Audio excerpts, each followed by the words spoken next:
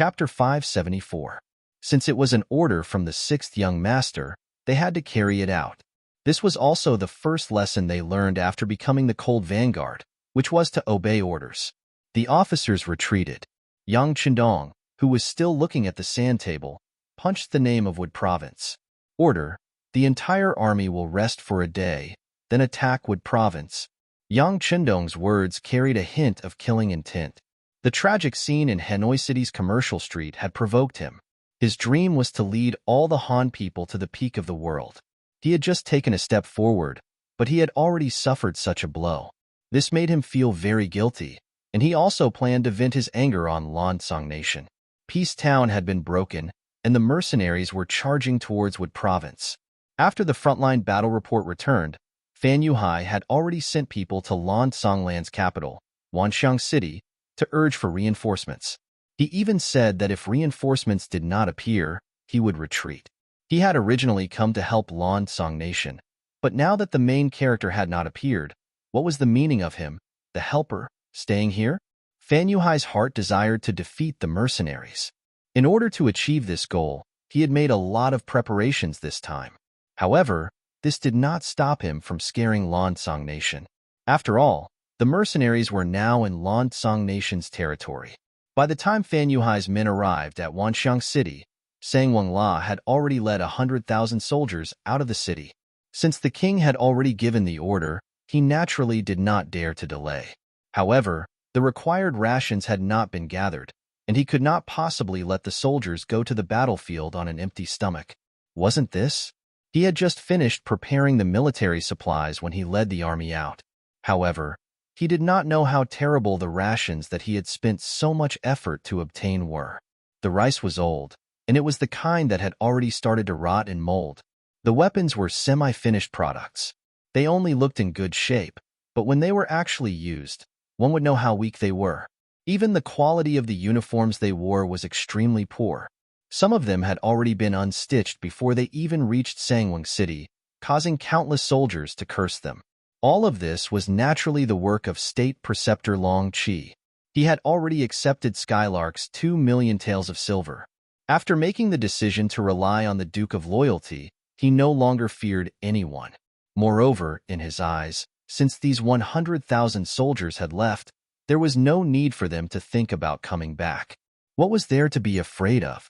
Half a month later, in front of Sangnu City, the armies of both sides set up their battle formations, looking like they were going to fight it out.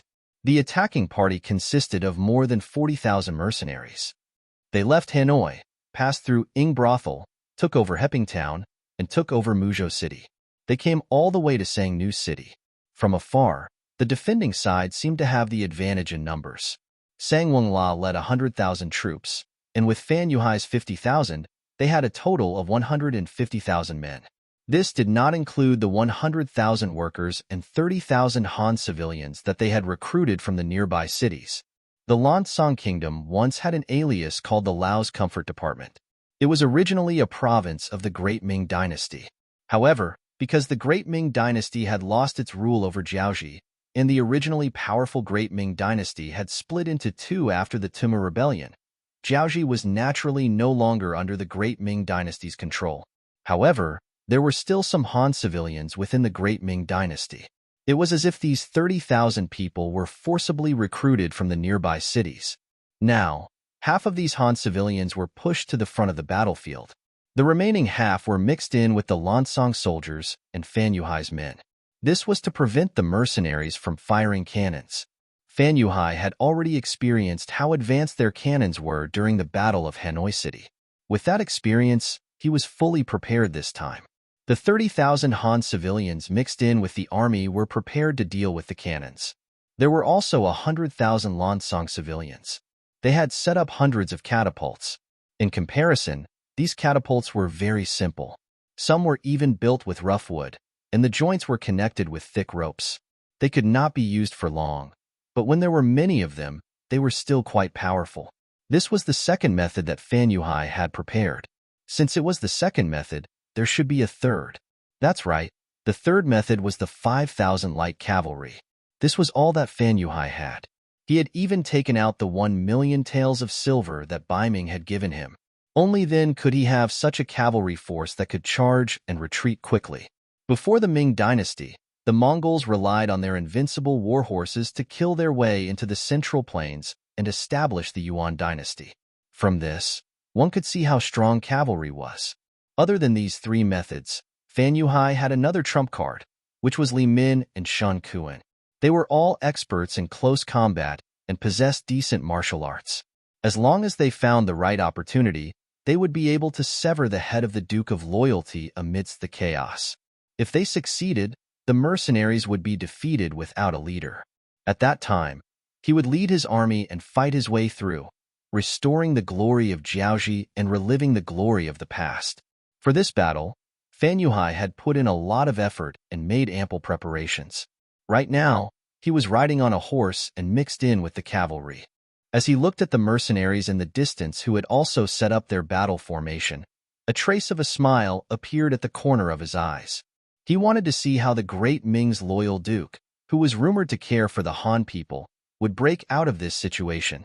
On the side of the mercenaries, when they saw many civilians in Han attire being pushed to the front of the troops by the enemy, some of the officers immediately felt a sense of helplessness.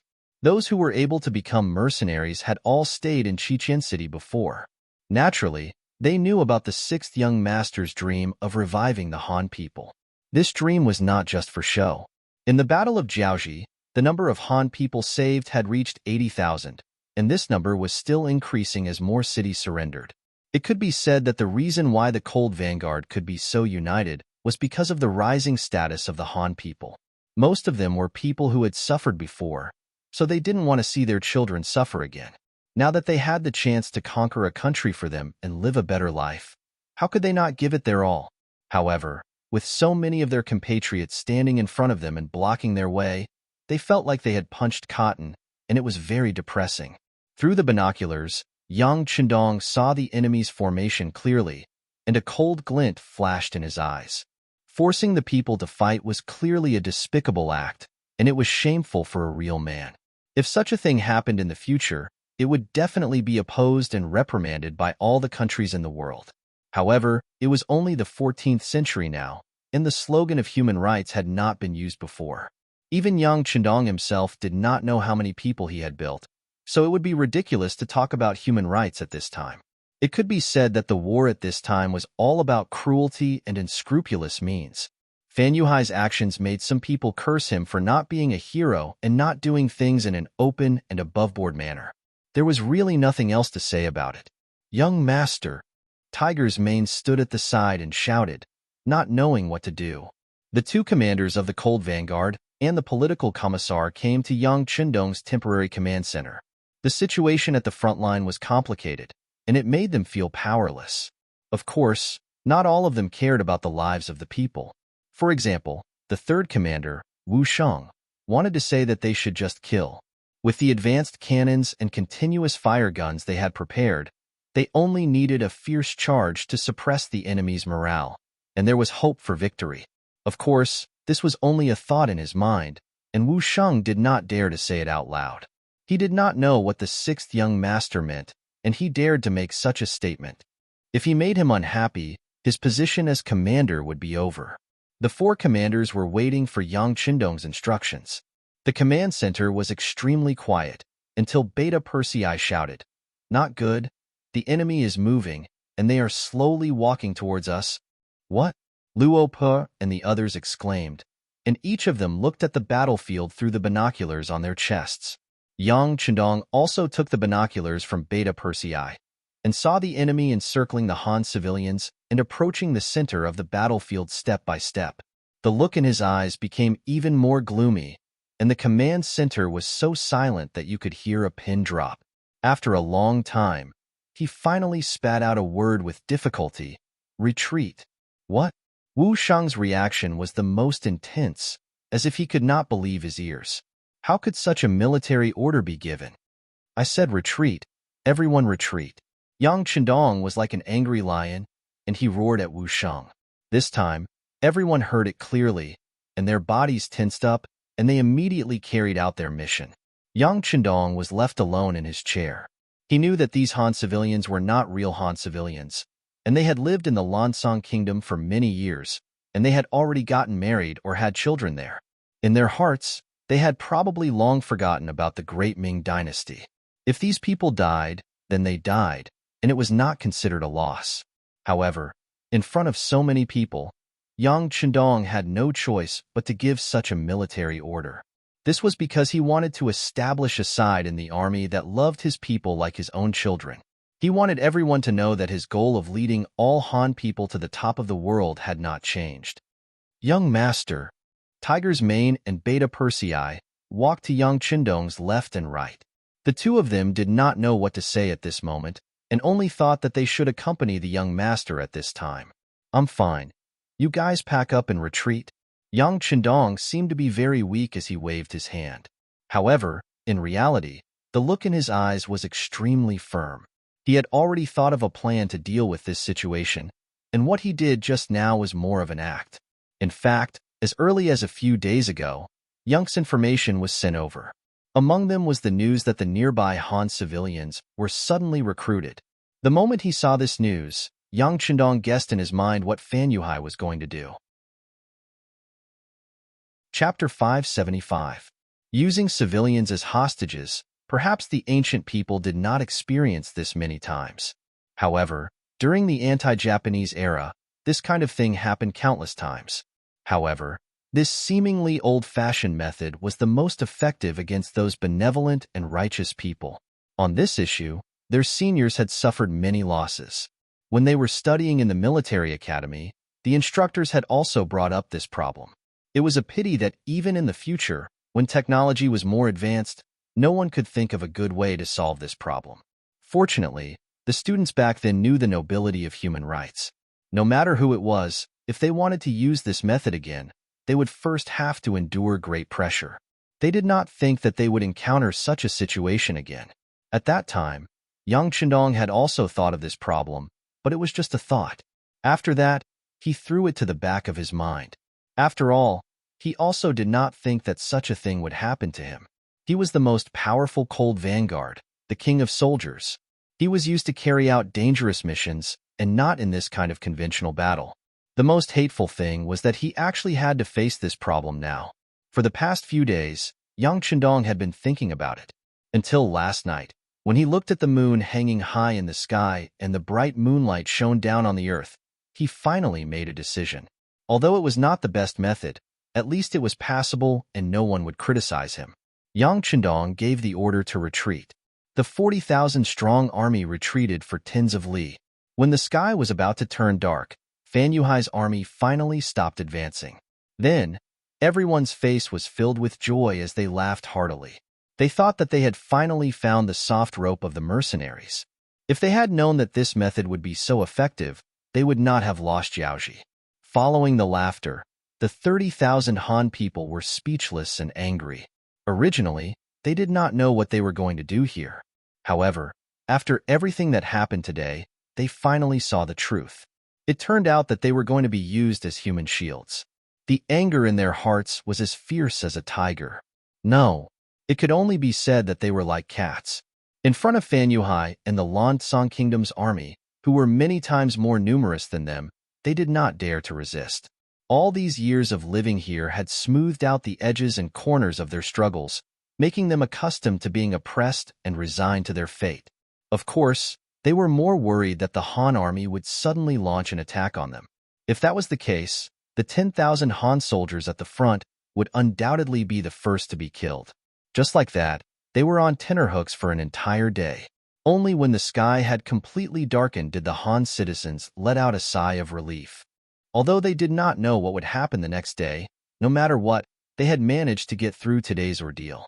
Haha, as expected, these Han people are mercenaries. In the central tent, Sang Wang La's face was full of excitement. He sat on the big chair and drank wine. He felt incomparably carefree. Fan Yuhai was also very happy. Obviously, the feeling of having everything under control made him very comfortable. However, he was still a famous general, so he wouldn't easily show his arrogant side. Wasn't the mercenary army still there? To become a famous general, there were several requirements. For example, accurate judgment, fearless courage, the ability to control the entire situation, as well as a humble and cautious mentality. Fan Yuhai was undoubtedly qualified, but his years of cautiousness still made him say to Sang Wengla, "General Sang, it's too early to be happy. The mercenaries are only retreating. They have not been defeated by us." Looking at these mercenaries, their military discipline is indeed strict. Even when they were retreating, they were still in an orderly manner. They will not be easy to deal with. As for the 30,000 Vietnamese mercenaries, their morale is already starting to weaken. Why don't we attack them when we advance tomorrow? As long as these 30,000 people are defeated, it will definitely affect the main force of the mercenaries. At that time, our opportunity will be presented. Everything that happened today had already proven Fan Yuhai's ability. Sang Wenglan naturally believed in his words. He nodded. "Okay, tomorrow morning, we will plan properly. It's about time we take the initiative to attack." Previously, they did not attack because they were not sure if the Han citizens would be effective against the mercenaries. After all, this was an opponent that killed without batting an eyelid. Just the number of Jing Guan statues that they had created was unknown. But now that they had found their weakness, how could they not take advantage of it? Good. Tomorrow we will definitely defeat the mercenaries. Haha, let's drink. Fan Yuhai was in a good mood as he raised his wine glass high towards his ally. Cheers. Sang Wengla laughed loudly, showing the arrogant side of him when it came to drinking. The cold front had a strict discipline. During wartime, regardless of the reason, no one was allowed to drink. Because of this, they had even punished a few low-ranking officers.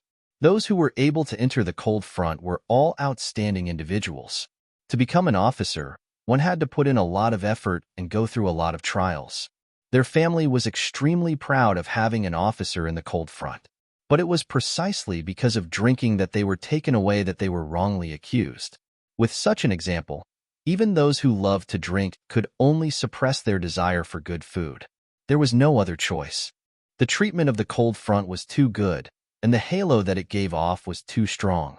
No one was willing to voluntarily withdraw from such a team. At this moment, not only was no one in the cold front drinking, they were all sitting quietly. A strong sense of pressure was building up above their heads. For the first time, the incident during the day made them feel helpless. Facing their own compatriots, some of them even felt hatred in their hearts. Perhaps it was because their daily political work was too good, but the word surrender did not exist in the dictionary of the cold front soldiers. Even if they were the only ones left on the battlefield, they would still fight fiercely to show their existence. After all, if they became martyrs, their families would be respected and treated well.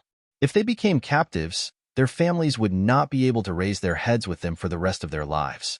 Under this kind of ideological education, they looked down on those who were spineless, even if they were Han citizens. Just like the 10,000 Han citizens who walked in front of the enemy during the day. Although they were forced to do so and had their own difficulties, it was not a reason for them to help the enemy do evil. Could it be that if the mercenaries and the cold front were defeated, these Han citizens would be considered meritorious? Would they be able to live a good life? The answer was obviously not like that. If the mercenaries were defeated, these Han citizens would no longer have any value. Although they would not be killed immediately, they would not be able to live a good life. Furthermore, because the mercenaries had injured many of the Lan Song Kingdom soldiers, they would only vent their anger on these Han citizens.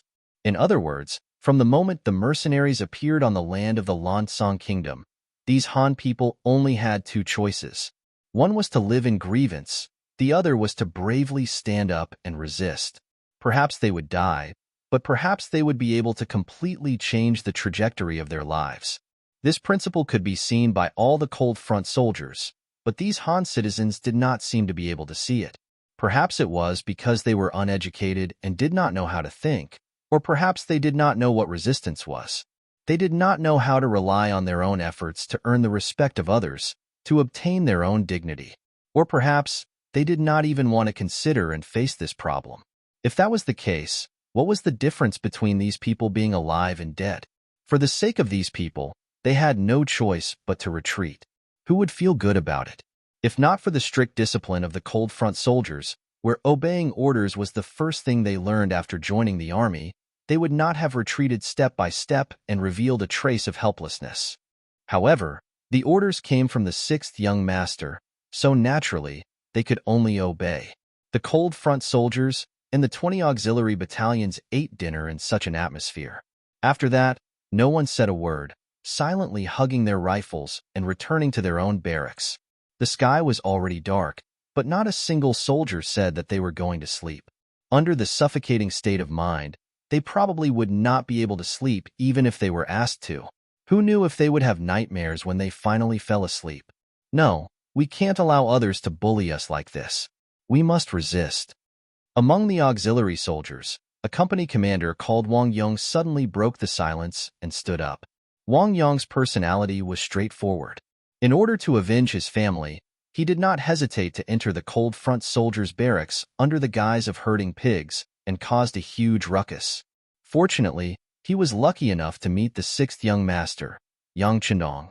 After that, not only did he kill his enemy, Cheng Yuan, from the Huang bandit army, he was also assigned as a temporary auxiliary soldier. After experiencing more than a dozen battles, Wang Yong finally matured. Not only did he become an auxiliary soldier, but he also became a company commander of the auxiliary soldiers. With his personality, it was normal for him to suddenly stand up and express his unfairness at this time. Originally, everyone was very depressed. All they lacked was a fuse to ignite their emotions. Wang Yong's sudden appearance gave everyone an outlet to vent their emotions. Very quickly, he received the support of many officers. Everyone was holding a breath in their hearts, but they did not know what to do. Since someone said that it was unfair and wanted to ask the sixth young master for help, many officers stood up. At first, it was only Wang Yong's battalion. Soon, this atmosphere spread to the other battalions, and they received even more support. In the end, even the cold front soldiers joined in. Commander Wu Shang became the leader of the crowd. He brought more than 50 officers of platoon rank and above to the temporary command center. What are you all doing?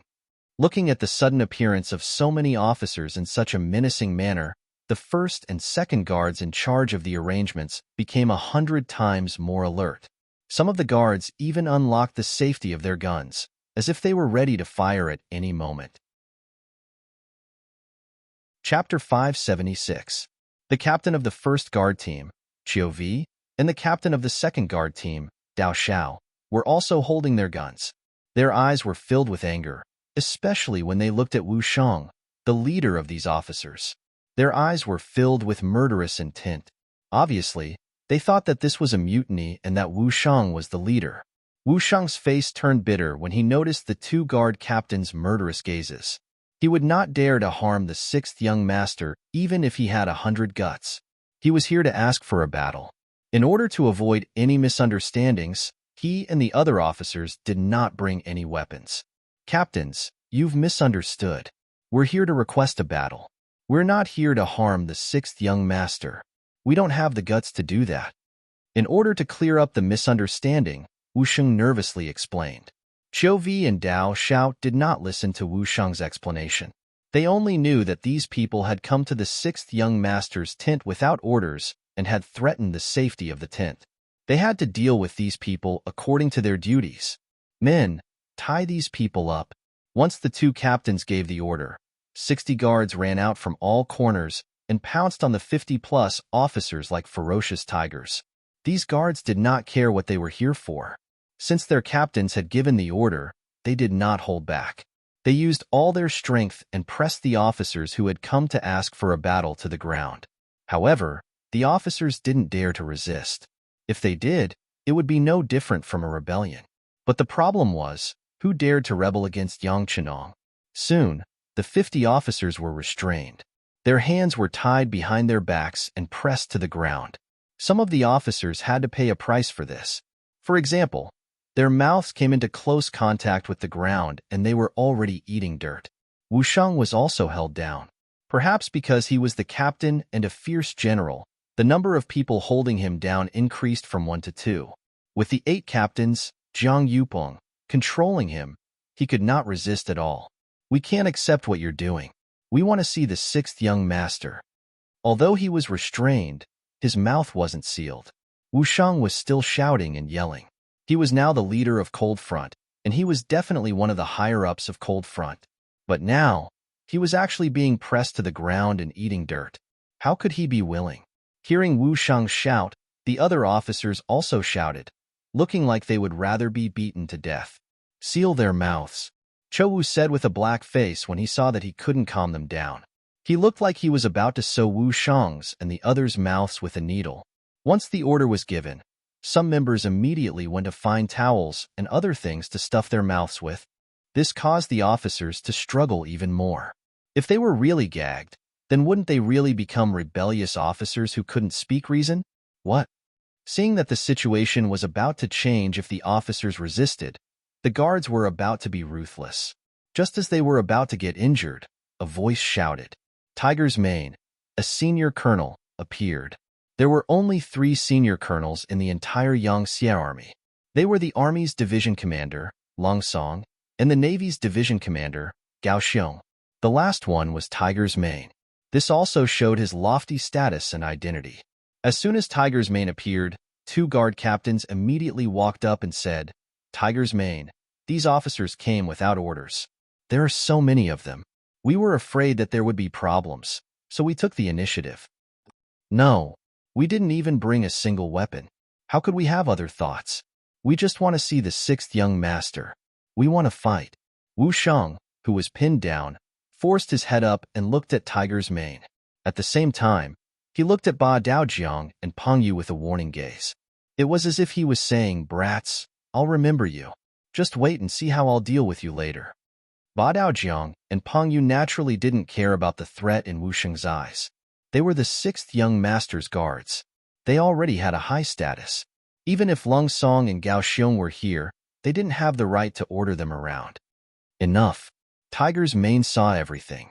His body shook and he shouted angrily, We're all brothers. Why are you using weapons? Let them go. Let them go? Tiger's Mane, there are more than 50 of them. Once. The second guard captain, Dao Xiao, said unwillingly. Once what? Or do you have no confidence in yourselves?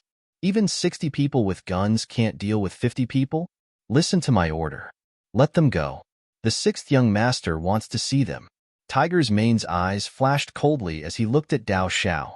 Once he heard that it was the 6th young master's order, Dao Xiao immediately became obedient. After he agreed, he gave the order to let them go. Wu Shang and the rest of the 50 guards were freed. Wu Shang stood up. He first shook off the dirt on his body. Then, he saluted Tiger's Mane and said, Thank you for your help, Tiger's Mane. There's no need to thank me. This is the 6th young master's idea. But I also want to remind you that when you see the 6th young master, you only need to express your opinion and attitude. Don't make a fuss. Otherwise, before anyone else can deal with you, I'll make the first move. Tiger's Mane's words were not just for show. Everyone knew that he had been serving the 6th young master for many years and was regarded as the most trusted person. If they offended him, Wu Shang and the rest would not be able to withstand his suppression. It wouldn't even be long before their military officer halos would be removed. Knowing that he could not go against Tiger's Mane, Wu Shang nodded repeatedly. Don't worry, Tiger's Mane. We know what we're doing. Although he said that, whether he knew what he was doing or not was quickly seen. When Wu Shang and the rest of the 50 guards entered the command center, they became enraged again. One by one, they asked to fight. Some even said that if they couldn't fight, they might as well be demoted. This was because they couldn't lead the soldiers under them. It would be better to be an ordinary soldier. The shouting continued for a while. Tiger's Mane scolded them several times, but there was no effect at all. The guards all talked at once and had no intention of stopping. Yang Chendong sat in his chair and watched Wu Shang and the others' performance very calmly. He did not speak at all. It wasn't until the time it took for a stick of incense to burn past and the guards were all talking that he coughed softly. Beta Persei, who was standing at the side, immediately understood and shouted, Shut up, all of you. The young master has something to say. A voice like a lion's roar resounded throughout the command center, causing everyone's eardrums to tremble. At this time, they finally understood why the 6th young master always told Beta Persei to speak softly. If he didn't suppress it, No one's ears would be able to withstand such a loud voice ringing in their ears every day. But the effect of this roar was also good. At least everyone's mouths were half closed and no one said anything more. The command center quieted down. Yang Qindong's gaze slowly swept across everyone one by one. Anyone who was stared at by his gaze would involuntarily lower their head, like a child who had made a mistake. You want to ask for battle? Yang Qindong finally asked the first question after an unknown amount of time. Yes, sixth young master, we want to ask for battle. Wu Sheng's official position was the highest here, so naturally, he was the one who answered Yang Qindong's question. Yang Qindong wasn't surprised or angry that Wu Sheng stood up for him. Instead, he asked, then do you know that the enemy has placed our compatriots in the front line? If we attack, we might hurt them. Wu Sheng nodded. We know. Wu Sheng answered happily. Obviously, he had already thought about the situation and problems he would face before he came. Thus, not only did he answer without hesitation, he also said the following words very smoothly, but we also know that if we blindly retreat, it will not only harm our compatriots in front of us, but even our Han compatriots behind us will also be implicated. We can't lose the big picture for the small. Besides, what are you talking about? Yang Qindong asked with interest when he saw Wu Sheng's hesitant look. Besides, as if he had gathered his courage, Wu Sheng said with a resolute expression, besides, they are now being threatened by the enemy and have no intention of resisting. Then they are not our compatriots, but the enemy's accomplices. Facing such people, we can't be soft-hearted. Nonsense. Yang Qindong's originally amiable face suddenly turned cold, stopping Wu Sheng from saying what he wanted to say next. Sixth young master. Wu Sheng wanted to continue speaking, but Tiger's Mane, who knew Yang Qindong very well, shouted loudly, listen to the young master. If you dare to speak nonsense again, I will lock you up. Putting aside the unpleasant feeling of being locked up, just the fact that they were facing a powerful enemy, if they were locked up, wouldn't they miss out on the big battle? Without a battle to fight, that was Wu Sheng's weakness. He quickly shut his mouth and did not dare to continue speaking. Wu Sheng didn't say anything, but Yang Qindong continued. Just because they were threatened by the enemy doesn't mean that we don't recognize them as our compatriots. In fact, they've suffered a lot over the years. They suffered a lot. The reason why we attacked the Lansong nation was not only to take revenge for provoking us, but also to save more Han people, so that they can live a better life like our family. Don't you think so? Yes, the sixth young master is merciful. For the sake of the Han people, heaven and earth can be our witness. The group of officers said in unison. They weren't trying to flatter him, but they were thinking the same thing from the start. All right, since everyone agrees with my point of view, let's prepare for the army's retreat after daybreak. If there are no other questions, you can all go back. Yang Qindong waved his hand helplessly as if the matter had been settled. Chapter 577. If it was any other time, Yang Qindong would have said something like this and no one would have any objections. However, when they heard that there was still a retreat, the officers could not accept it. If they continued to retreat like this, when would there be an end? Sixth young master, we can't retreat anymore. If we continue to retreat, we will have to return to Yunnan province. There are more Han people there. Once the war extends there, the losses will be even greater. Yes, we can't retreat anymore, sixth young master. It's not wrong for you to feel sorry for the Han people, but doing so will only allow the enemy to take a mile after taking an inch and hurt more people. We can't retreat. We have no way out. The officers all spoke at once. No matter what they said, there was only one conclusion, and that was that they could not retreat anymore. We really can't retreat anymore, sixth young master. Suddenly, a voice rang out from outside the command center. Following that, 2nd Regiment Commander Luo Pur, Political Commissar Kong Jia, and 3rd Regiment Political Commissar Chen Bo strode into the command center. With such a huge commotion, how could the three of them not know? There was only one reason why they did not appear, and that was because they had the same thoughts as these officers. Since they had the same thoughts, why not let these people cause a ruckus? Perhaps there would be some good results. However, outside the tent, when they heard Yang Qindong say that they would continue to retreat, the three of them could not help but take the initiative to stand out. Another 3 regimental-level officers stood out. Together with Wu Sheng, all 4 regimental-level officers had the same attitude. Obviously, this brought a lot of pressure to Yang Chendong. This could be seen from the fact that he did not speak and was frowning. Yang Chendong did not speak, which meant that he valued the opinions of Luo Pe and the other 2. Since they were not rejected immediately, the 3 of them saw an opportunity and hope. After looking at each other, the political commissar of the 2nd Regiment, Kong Jie, stepped out and said in a pleading tone, "Sixth young master, we have to fight this war. If we retreat, it will really be like what everyone said. We will only implicate more Han brothers. So counterattack is necessary, and as long as we handle it well, we should be able to reduce the number of casualties." What do you think? Yang Chendong looked at Kong Jie and asked, "Sixth young master, I think that when we start the attack, we can shout the slogan, tell the Han people to get down. If they do, our bullets will only sweep across them. That way, the possibility of hurting them will be minimized. Isn't that better?" Kong Jie said his idea in one breath.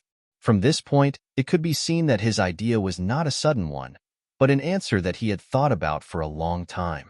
Yang Chendong praised the other party's method in his heart. It seemed that this was the only way. However, on the surface, he still looked contemplative and doubtful. If that's the case, our cannons won't be able to exert their advantage. Can we defeat hundreds of thousands of enemies? That's not a problem.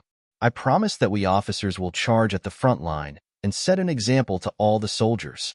As long as we charge fiercely and fast enough, and don't give the enemy a chance to counterattack, even without the support of cannons, we can still win the battle. Wu Sheng finally had a chance to speak again. He said excitedly and patted his chest as if he was giving a military order. With Wu Sheng taking the lead, the other officers also followed suit. One by one, they patted their chests and made a promise. At this moment, the morale of the soldiers was high and strong. Yang Chendong also knew that it was time to make a decision. He had been waiting for this moment. Good. Ming suddenly stood up from his chair. Since everyone is so confident, what you said is also very reasonable. Then I order everyone to go down and prepare. After 2 hours, we will launch a fierce attack. But you must remember what you said and do your best to ensure the safety of our fellow Han people. Yes. The 60 officers saluted together. At this moment, they were all extremely excited.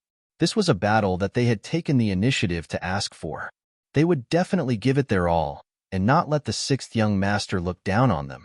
However, they did not know that this was all arranged by Yang Chendong.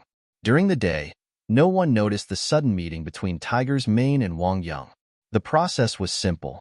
Tiger's Mane used his status to ask Wang Yang for help and mobilized more officers to persuade the 6th young master. As for whether this was Tiger's Mane's request or Yang Chendong's own idea, only the master and servant knew. The petition finally ended with the satisfaction of all the officers. The next step was to prepare for the battle. There were 2 reasons for choosing to fight at night. Firstly, it was because the enemy would not be able to completely control the Han civilians under their control. Secondly, it was because the morale of the troops was at its peak. If they did not make use of this opportunity, it would inevitably be discouraged during the day. This would directly affect their fighting strength. As for how effective it would be to shout slogans to get the Han people to kneel down and cooperate with them, no one could predict. There should be some effect, but it was impossible to not kill a single Han person. The petitioning officers returned to their respective barracks. Then, they recounted the scene of their encounter with the 6th young master to everyone with exaggerated details, causing many people to be extremely excited. This was a battle opportunity that they had taken the initiative to ask for. Of course, they had to perform well. Otherwise, not only would they fail to live up to the trust that the 6th young master had placed in them, they would also be punished for it. Even if it was for their own future, they had to perform well this time. The fighting spirit of the officers was roused. Very quickly, the soldiers under them were all riled up. Originally, the retreat during the day had already made them extremely unhappy. Now that they could finally fight back, no one would say anything. They all patted their chests and promised that they would perform well.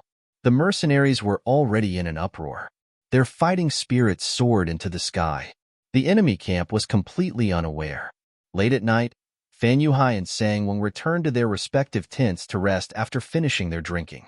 They wanted to have a good night's sleep and wait until dawn to see how the mercenaries retreated. Then, they would look for an opportunity to attack. The weather at the end of January was still slightly cold.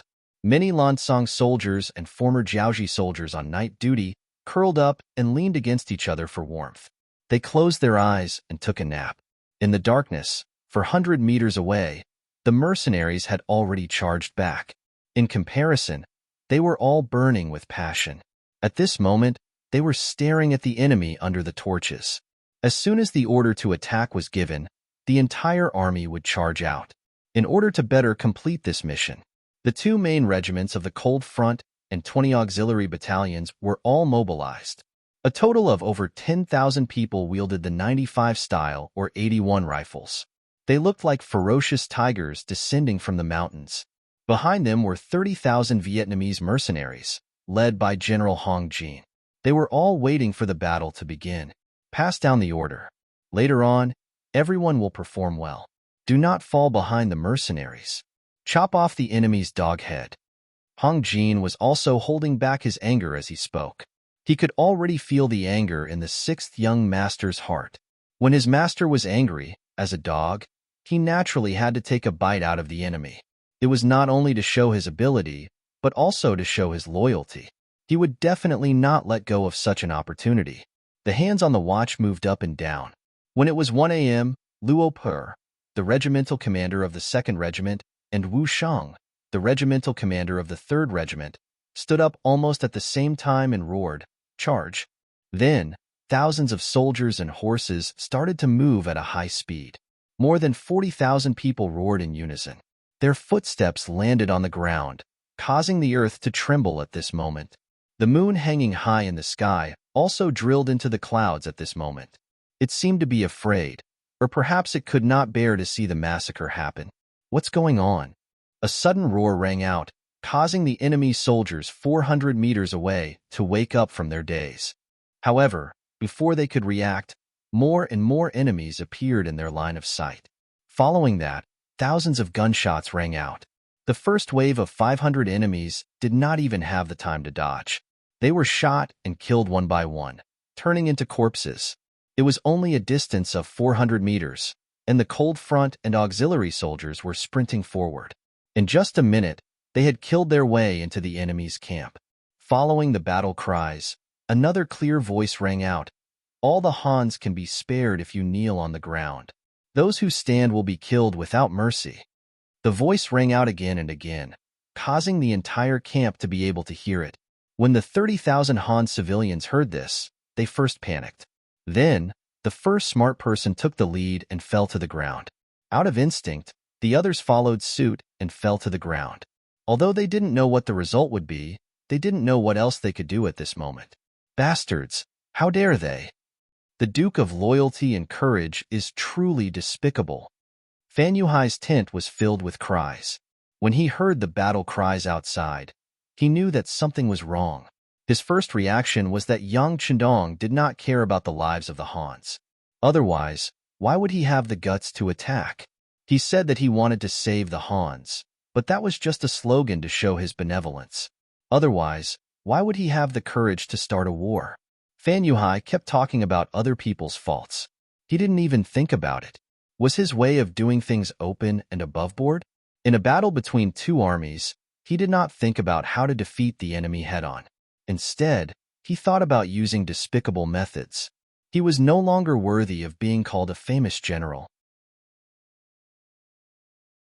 Chapter 578. Quick! Gather the cavalry and prepare to retreat. All right, inform Li Min and Shun Kuan to make their move. After venting his frustrations, Fan Yuhai quickly regained his composure and gave out orders. The attack of the mercenaries was too sudden, to the point that he did not have the time to prepare properly. Based on his intuition, the outcome of this battle was already decided. Since they were going to lose, then the most important thing was to preserve their strength. The other troops could be abandoned, but the 5,000 cavalrymen could not be left here. With the speed of their warhorses, they could definitely retreat safely. Under Fan Yuhai's orders, the 5,000 cavalrymen quickly gathered and protected Fan Yuhai as they left the camp. They did not even turn back to Sangnu City, but turned and fled in another direction. It was obvious that he knew his place. He knew that a single city would not be able to stop the powerful mercenaries. At the moment when he led the cavalrymen to retreat, over 100 figures headed in the opposite direction. The leaders were Li Min and Shen Kuan. They had a more important mission to complete. Compared to Fan Yuhai's decisiveness, Sang Wang La's reaction was slower. When he was woken up from his sleep and was told that the mercenaries were coming, he did not escape immediately. Instead, he ordered his men to launch a counterattack. At the same time, he arranged for the captive Han people to be brought over. He wanted to kill the Han people in front of the mercenaries, to kill until the other party was terrified and had no choice but to retreat. It was a beautiful dream, but reality was a blow to people. Sang Wenla had forgotten how strong the enemy was, and how he had successfully infuriated the other party when he forced them to retreat earlier in the day. Once the order was given, how likely was it to be executed? The second and third Cold Vanguard was like a ferocious tiger, stabbing into the heart of the enemy like a pair of sharp blades. After facing a little resistance, they managed to rescue 4 groups of Han people, each group having about 1,000 Han people. These captive Han people were like livestock, their movements fixed by a few wooden stakes. Even when the Cold Vanguard arrived, they did not dare to break through the stakes. Just from this point, they were a bunch of zombies without any fighting spirit. Fortunately, not only were these people obedient to the enemy, they were also obedient to the mercenaries. When the slogans were heard, each and every one of them lay on the ground, trembling. It was as if they wouldn't get up even if they were beaten to death. This allowed them to dodge the bullets flying in all directions, ensuring their safety to the greatest extent.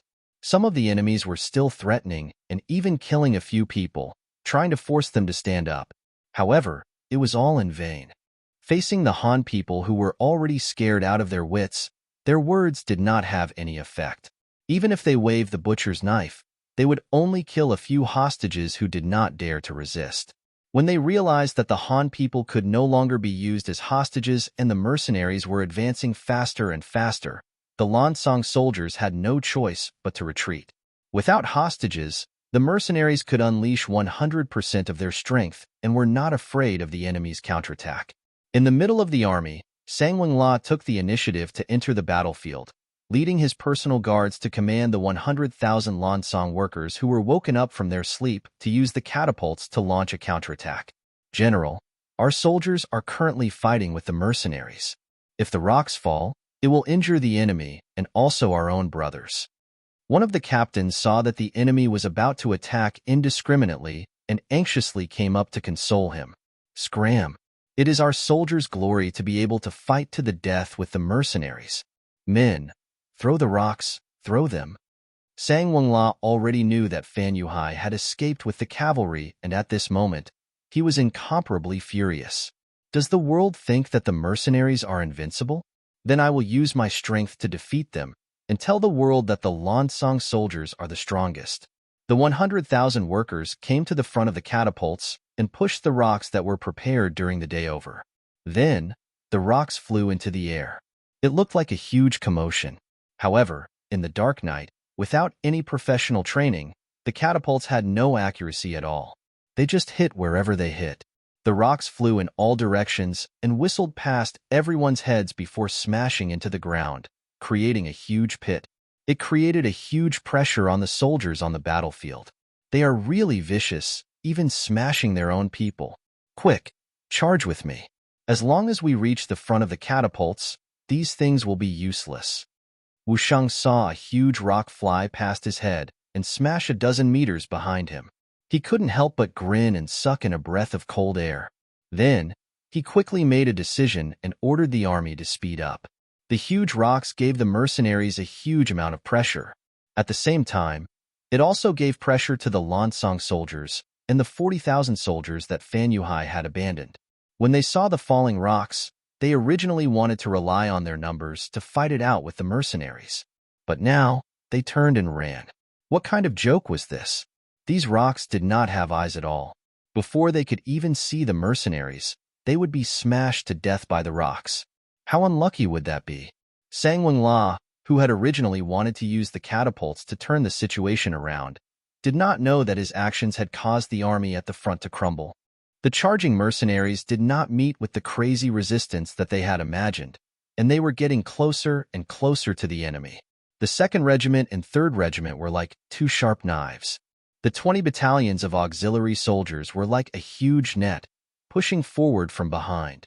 The 30,000 Vietnamese mercenaries were at the back, constantly rescuing the Han civilians and dealing with the small groups that had slipped through the net. At this point, it was worth mentioning that the 2 million silvers were not spent in vain. Under the instructions of Grand Tutor Long Chi, although they managed to obtain the Lansong weapons, they were only half-finished products.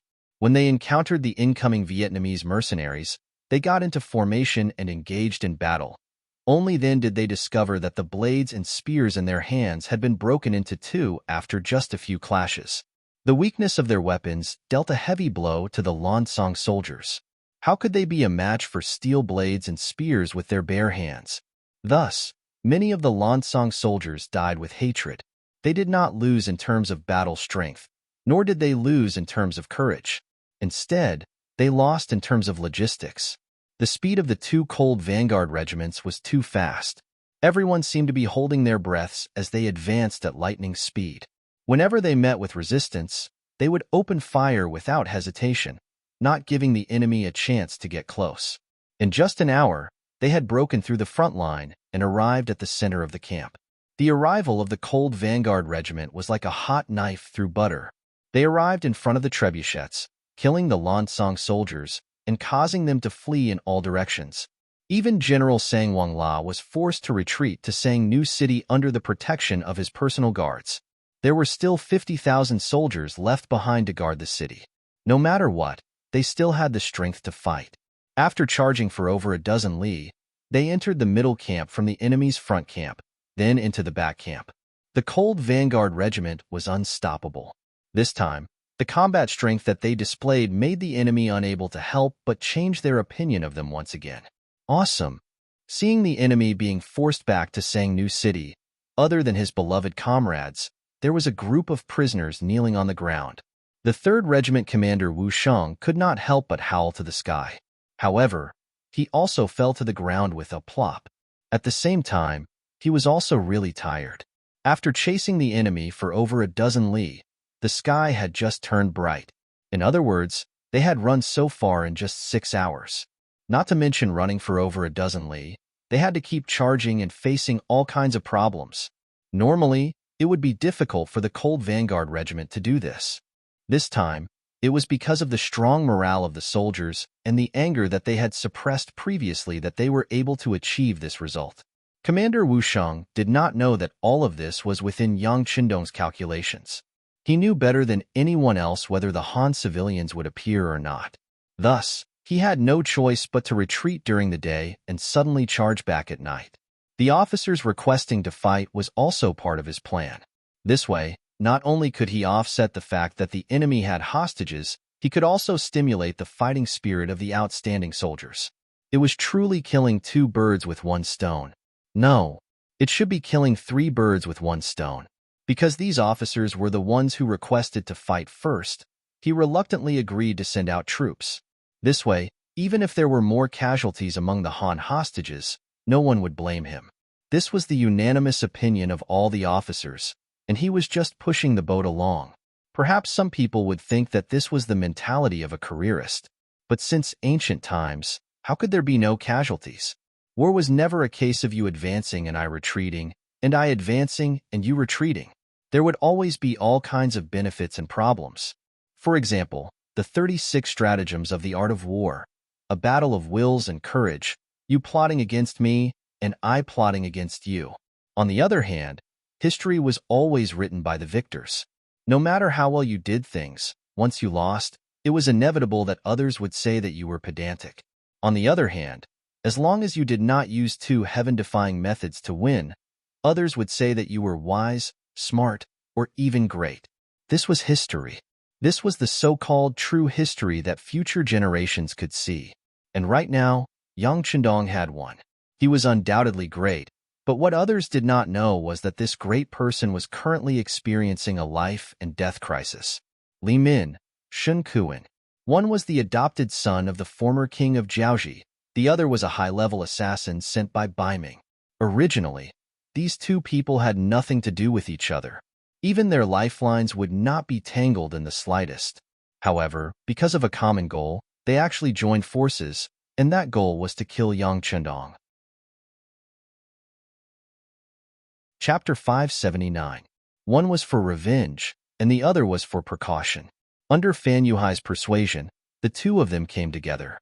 Then, they each led their men who had been trained for many years. When the mercenaries launched an all-out attack in the middle of the night, they bypassed the main army and quietly headed to the rear where Yang Chendong might be hiding.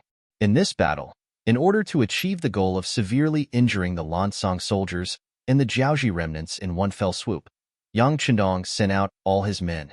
Not only did he send out the two main regiments, 20 auxiliary battalions, 30,000 Vietnamese mercenaries, even the Wolfang Special Forces and the Ghost Sniper team, who were hidden in the dark, were all sent out.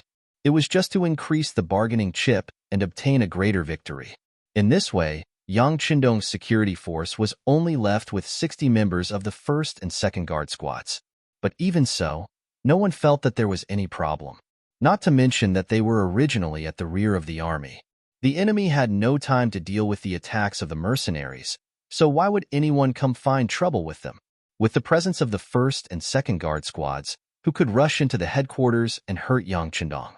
No one had such strength, so this time, even Tiger Man, who had always been cautious, did not say that he would leave any troops behind to strengthen the young master's security force when he saw the army move out one by one. Now that the battle was the priority, one more person left behind would mean one less force on the battlefield. In the big picture, he would not do this. No one thought that there would be any danger, but the danger really did appear. That was when Yang Chendong stood in front of the sand table, constantly listening to the battle reports from the reconnaissance battalion in front. Just as he was practicing the battle between the two sides, gunshots suddenly rang out from outside. What's going on? Without needing Yang Chendong to ask, Beta Persei immediately walked out. As the 6th young master's inseparable shadow, his existence had always been detached from the rest. Among the 5 guards of the Yang family, he was also ranked the highest. This was also because his responsibility was to ensure the safety of the 6th young master. This task was originally sacred and noble. Second brother, someone is approaching us and has been discovered. Now we have sent people to chase after them. The captain of the 1st Guard squad, Chiu Vi, flashed out from the darkness and repeated what had just happened. Be careful. Beta Persei nodded. He just thought that some stragglers had accidentally entered here. However, his duty still made him say this very seriously. Don't worry, second brother. Chiu Vi nodded his head. Although he was a little older than Beta Persei, in terms of duty, especially in the heart of the 6th young master, he was obviously not as important as Beta Persei. It was not a loss to call him second brother. Beta Persei returned to the command center. When he saw Tiger's Mane's questioning gaze, he gently shook his head, indicating that it was not a big deal. After Tiger's Mane gave him a reassuring look, he followed behind Yang Chendong and inserted flags everywhere on the sand table. Bang, bang, bang. Several gunshots rang out again. This time, the sound seemed to be a little clearer. Beta Persei's figure flashed out again, but not long after, he walked back. There were still small groups of enemies appearing, but it was not a big deal. Tiger's Mane continued to assist the 6th young master in completing the military situation analysis on the sand table, but then the 3rd wave of gunshots rang out. This time, without waiting for Beta Persei to rush out of the command center, Tiger's Mane was the first to walk out. If the first time was a coincidence, the second time was an accident, then what was the 3rd time? If it was too much of a coincidence, then it was not a coincidence. Someone had done it on purpose. Soon, Tiger's Mane walked back to the command center, but at this moment, his face was not looking good. When he noticed that Yang Chendong was looking at him, he knew that he had to tell the truth. He lowered his head and said, "Young master, some unknown enemies suddenly appeared outside. They are like ghosts. They come and go without a trace. 3 of our team members have been injured." Injured? Did you catch the culprit? Yang Chendong was surprised when he heard this. He was well aware of the strength of the guard squad. Putting aside the fact that their training requirements were already higher than the most elite of the cold front, just the sparring sessions with him had already shown how much they had improved. For someone to be able to injure them, and even injure 3 of them in one go, it was only natural that they would be shocked. Tiger's mane, who was questioned by Yang Chendong, looked a little bitter. After a moment of hesitation, he replied, "Our brothers are incompetent. We didn't catch the culprit. They were too fast, and the team members didn't dare to chase after them. They were afraid that they would be lured away. We didn't catch them." This time, Yang Chendong raised his eyebrows, but soon he laughed out loud. Interesting, interesting. It seems that this is a force to be reckoned with. What about the young master? Although Yang Chendong was laughing, Tiger's mane knew that he was laughing out of anger.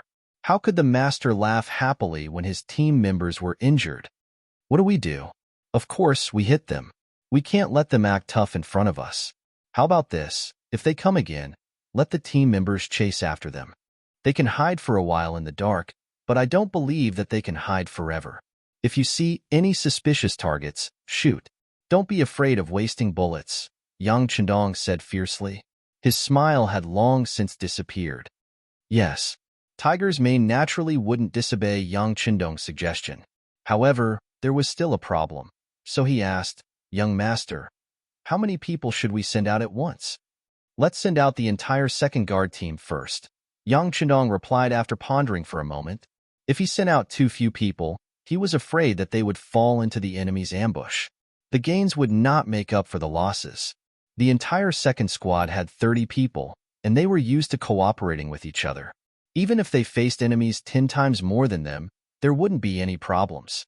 With the advantage of guns, they could still retreat if they couldn't win. As soon as he heard that the entire second squad would be sent out, Tiger's mane hesitated for a moment and said, "Young master, isn't it too much?" "Not much, not much.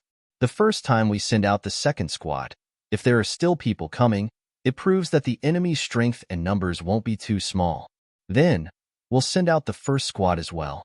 After saying this, Yang Chendong glanced at Tiger's mane and Beta Persei. He wanted to send out the 2 of them as well. After all, the enemy's goal must be to target him, and if there wasn't a good enough opportunity, they wouldn't easily appear. Therefore, it was best not to leave anyone around him to ensure that he could lure out the killer. However, he also knew that even if he said so, the 2 of them would not agree. Other things could be discussed, but when it came to their own safety, they would not execute it even if they were beaten to death. Being able to withdraw the 2 guard squads was already the biggest concession they could make. Tiger's mane didn't know that Yang Chendong wanted to send him out, because even if the first guard team was sent out, he would have already jumped to his feet.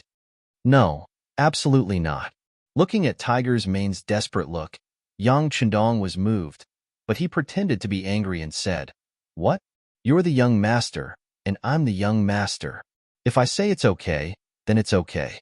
Beta Persei, beat him up." Okay. Beta Persei naturally followed Yang Chendong's lead. As long as it was the young master's order, he would completely carry it out, never caring whether it was right or wrong. Therefore, at this moment, he smiled and clenched his fists. There was a creaking sound as he stretched his muscles and bones. Tiger's main strength was originally on par with Beta Persei. One was agile, and the other was strong. However, Beta Persei's fists were really not to be trifled with. Once he got hit, it would definitely not feel good. Unless it was a battle of life and death, Tiger's mane would usually be at a disadvantage in a contest like this. The enemy was right beside him, and no one knew what would happen next. If he was injured at this time, it might delay the important matters. A wise man knows when to retreat. For the sake of the overall situation, Tiger's mane finally chose to give in. Okay, don't do it. I'll listen to your orders. Okay, Beta Persei, I'll spare him this time. Luckily you know what's good for you. Otherwise, I would have sent you out too, Yang Chendong said. After he said this, he could see Tiger's mane's unyielding expression. Obviously, sending out the first guard team was already his limit.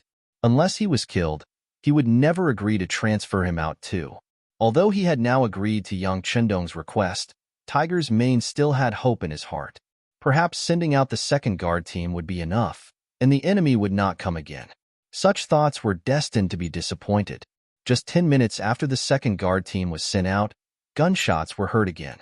The enemies hiding in the dark had made their move again, and there were quite a few of them. As Yang Chendong said before, they saw the hope of luring the tiger away from the mountain.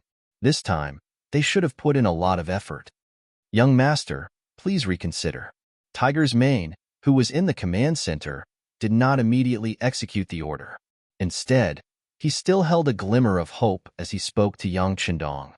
Go, follow the order just now. Yang Chendong waved his hand casually. This time, the enemy's target was obviously him. Although it was said that as long as he could restrain his temper, it would be very difficult for the enemy to kill him.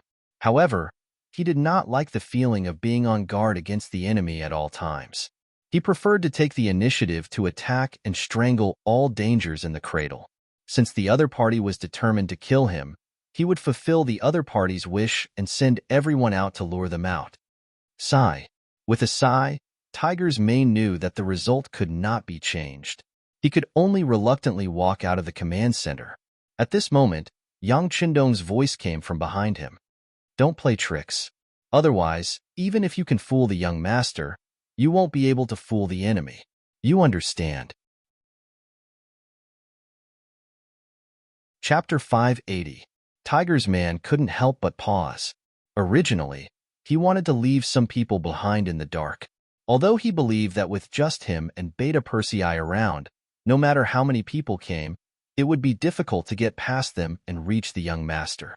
But wouldn't it be better to leave one more person behind? But now that Yang Chendong added on, he finally calmed down. That's right. To be able to cause the security squad to be somewhat helpless, one could imagine the strength and combat strength of the enemy. If you want to leave someone behind without being discovered by them, that would be even more impossible. Tiger's man walked out of the headquarters with his head lowered. He called the captain of the first guard team. Chiu V, Captain Chiu, if the enemy appears again, can you go and destroy them? Tiger's man's murderous aura overflowed as he said these words.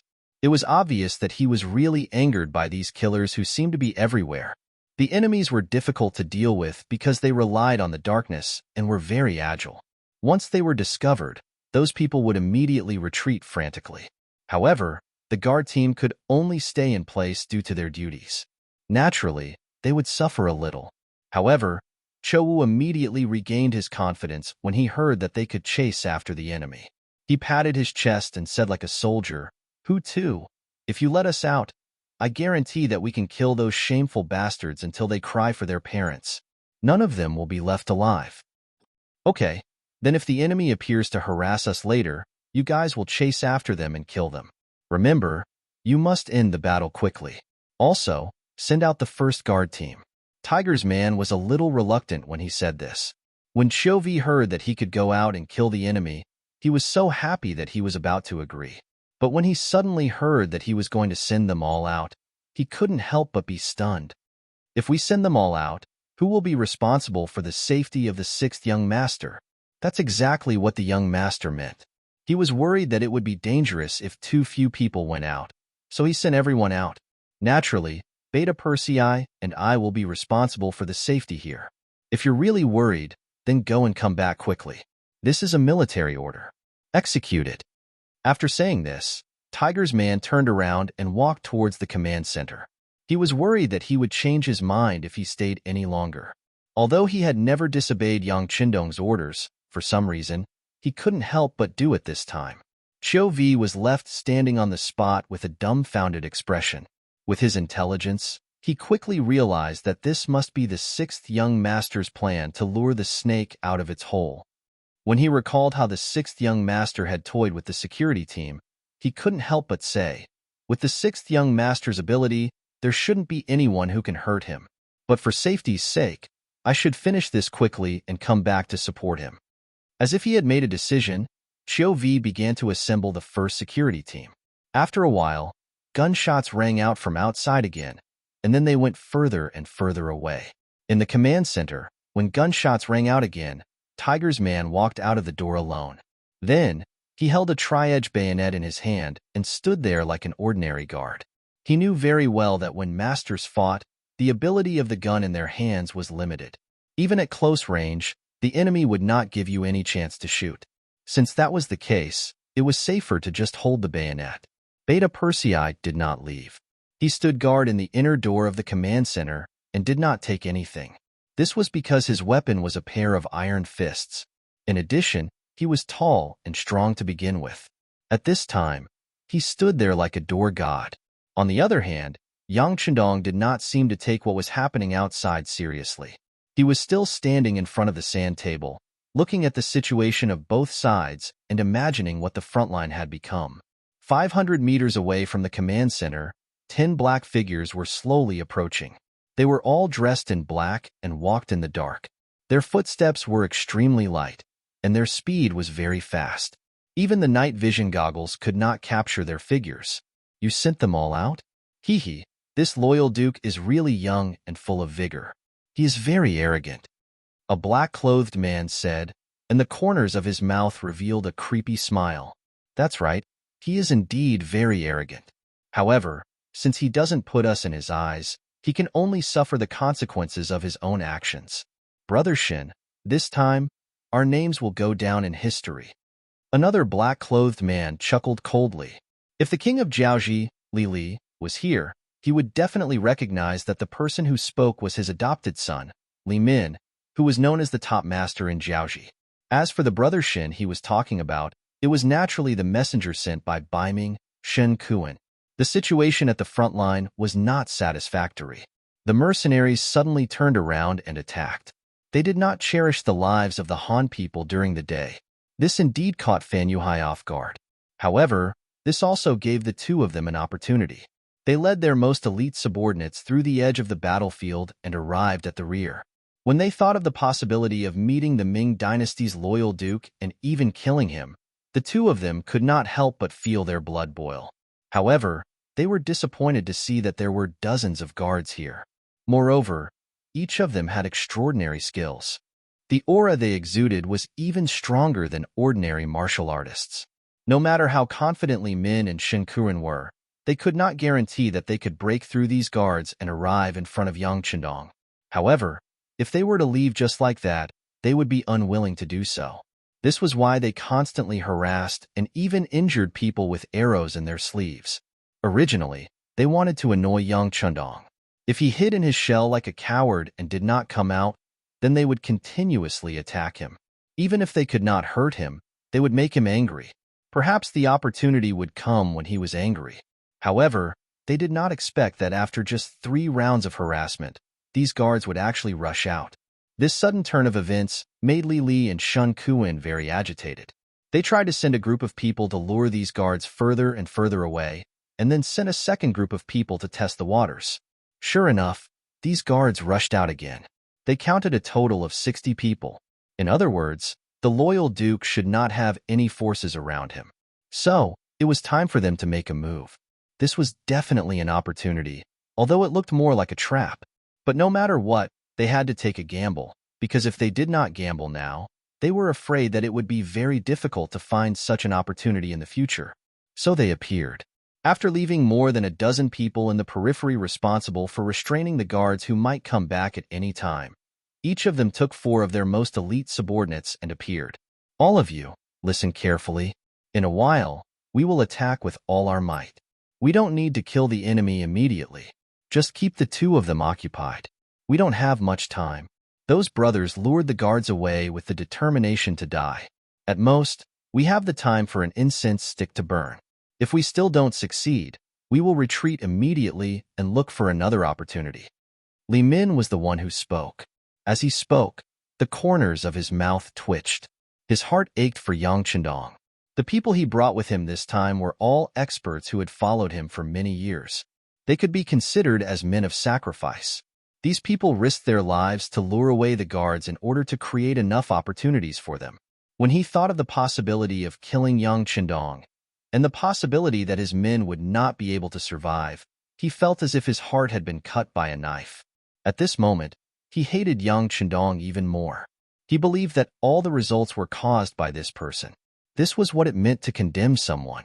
When a person always wants to harm others, and therefore has to pay some price, they will still put the blame on the victim.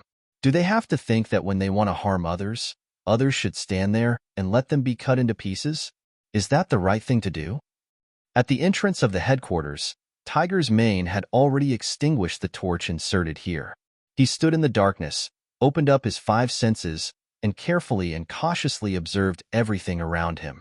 If he alone could eliminate the assassins who came out of nowhere, young master would not have to take the risk. This was naturally the best outcome. So at this moment, Tiger's mane was full of fighting spirit and murderous intent. His whole body was focused, waiting for the enemy to appear. Whoosh! A small arrow suddenly shot out from the darkness, aiming at the position where Tiger's mane was standing. In the darkness, the direction of the arrow could not be seen at all. Only a murderous aura appeared in the air. The previous guard was injured by this sudden arrow because of his carelessness. However, if they wanted to use the same method to deal with Tiger's mane, it was obviously not enough. Tiger's mane suddenly jumped to the side, feeling the danger, and dodged the attack. At the same time, as he fell to the ground, his roar spread in all directions. "Who are you? You only know how to plot against me." Just as the words left his mouth and his body came into close contact with the ground, for saber cheese suddenly slashed towards him from different directions. Ding ding dang dang. In that moment, Tiger's mane's military knife collided with the 4 steel swords. The 4 assassins suddenly appeared, suddenly attacked, and suddenly attacked, in order to injure Tiger's mane in the shortest time possible. Since he was able to stand guard outside the command center, his skills must not be simple. Perhaps this was what the Duke of Loyalty relied on. Thinking about it, if he killed this pillar of support, the Duke of Loyalty and Courage's expression would be very good.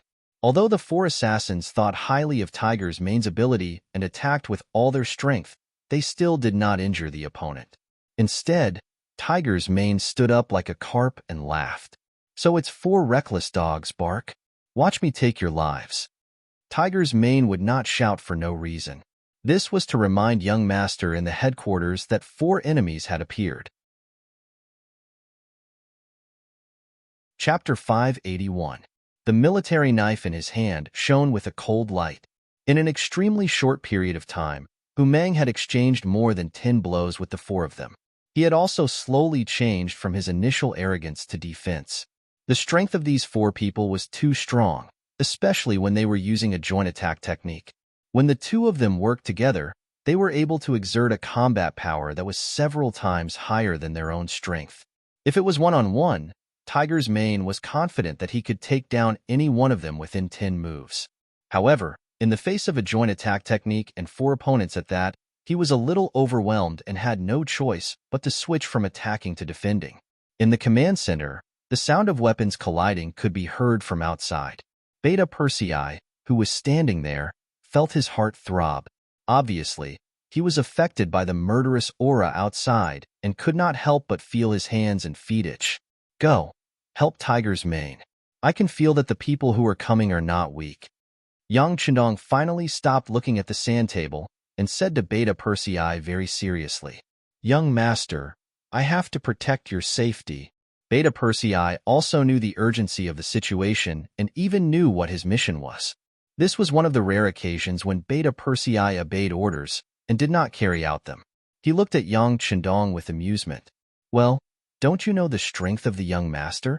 You have to have confidence in your young master. Go." Yang Chendong chuckled.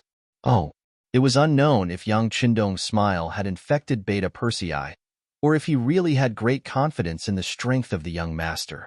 After agreeing, Beta Persei pulled open the curtain of the command center and rushed out. "Tiger's mane, you're too weak. Let me help you." "Get lost. Go back and protect the young master. You're not needed here." Even though Tiger's mane had already been forced back a few steps, his voice still rang out like a roar. Unfortunately, Beta Persei came under the orders of the 6th young master. How could he care about Tiger's mane?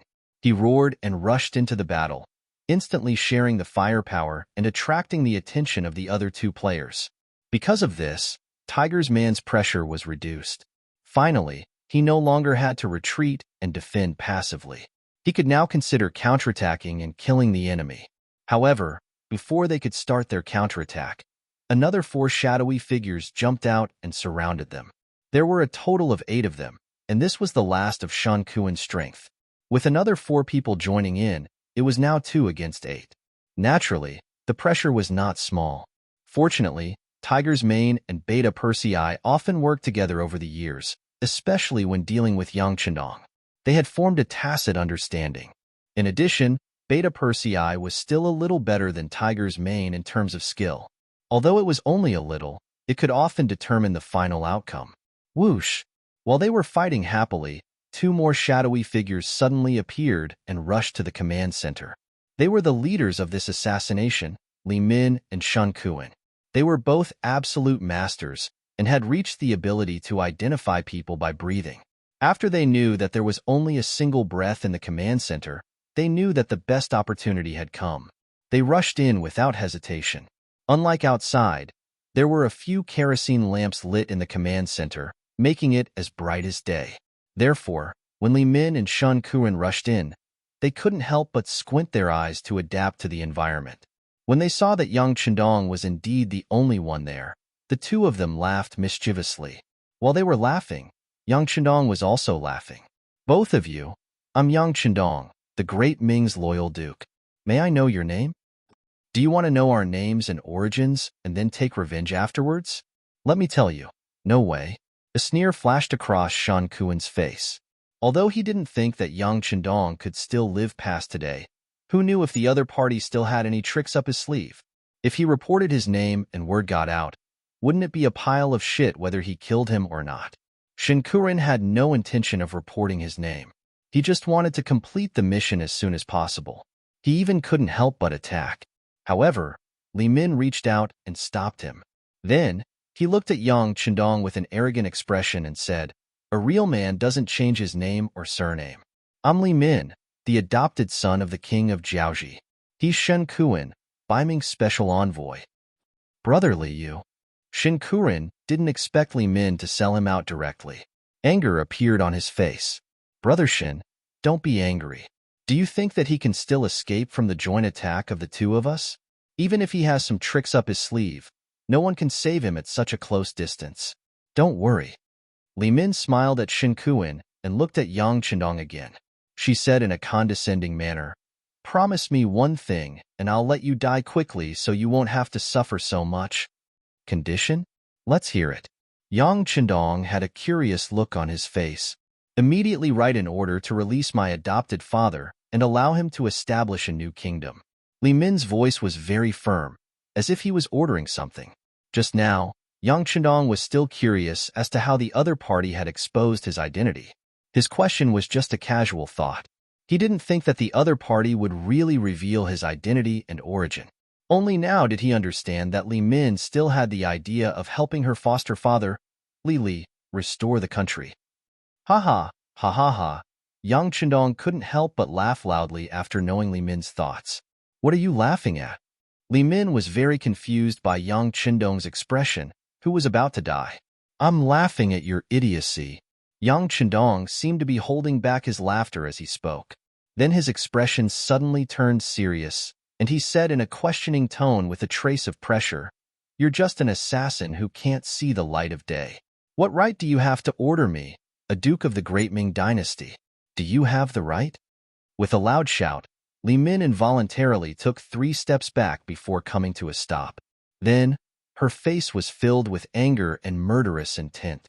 He was the #1 expert of the Jiaoji kingdom, but he actually took 3 steps back because of Li Min's angry shout. If this spread out, wouldn't he be laughed at by others?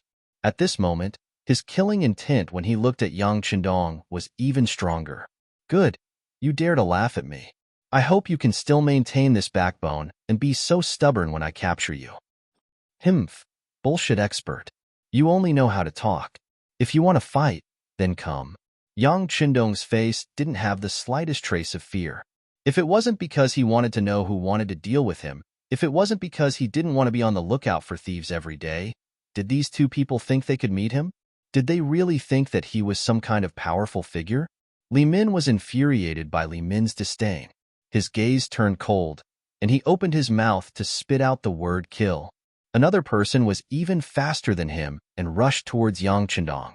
He was Shun Kuan. Since his identity had been exposed, he had to kill Yang Chendong today. Otherwise, he was afraid that he would bring an unimaginable disaster to Bai Ming. A cold light flashed, and a sword light went straight for Li Min's throat. As expected of the nickname of the 13 Swords, Shen Kuren used a killing move as soon as he attacked.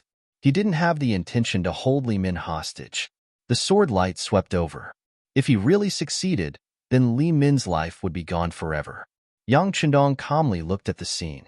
He calculated the distance between the tip of the sword and his throat in his mind. At this time, he could use at least 3 ways to avoid the attack. However, he didn't do so.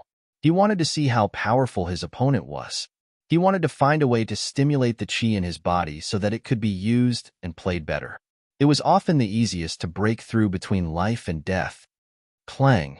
A blade light suddenly appeared and blocked the advance of the long sword, forcing it to stop half a meter in front of Yang Chendong. F***CK, Yang Chendong was thinking of using the battle of life and death to sharpen and stimulate himself. He didn't expect that someone would come out of nowhere and disrupt his steps. He couldn't help but feel very depressed. The person who attacked was naturally Li Min.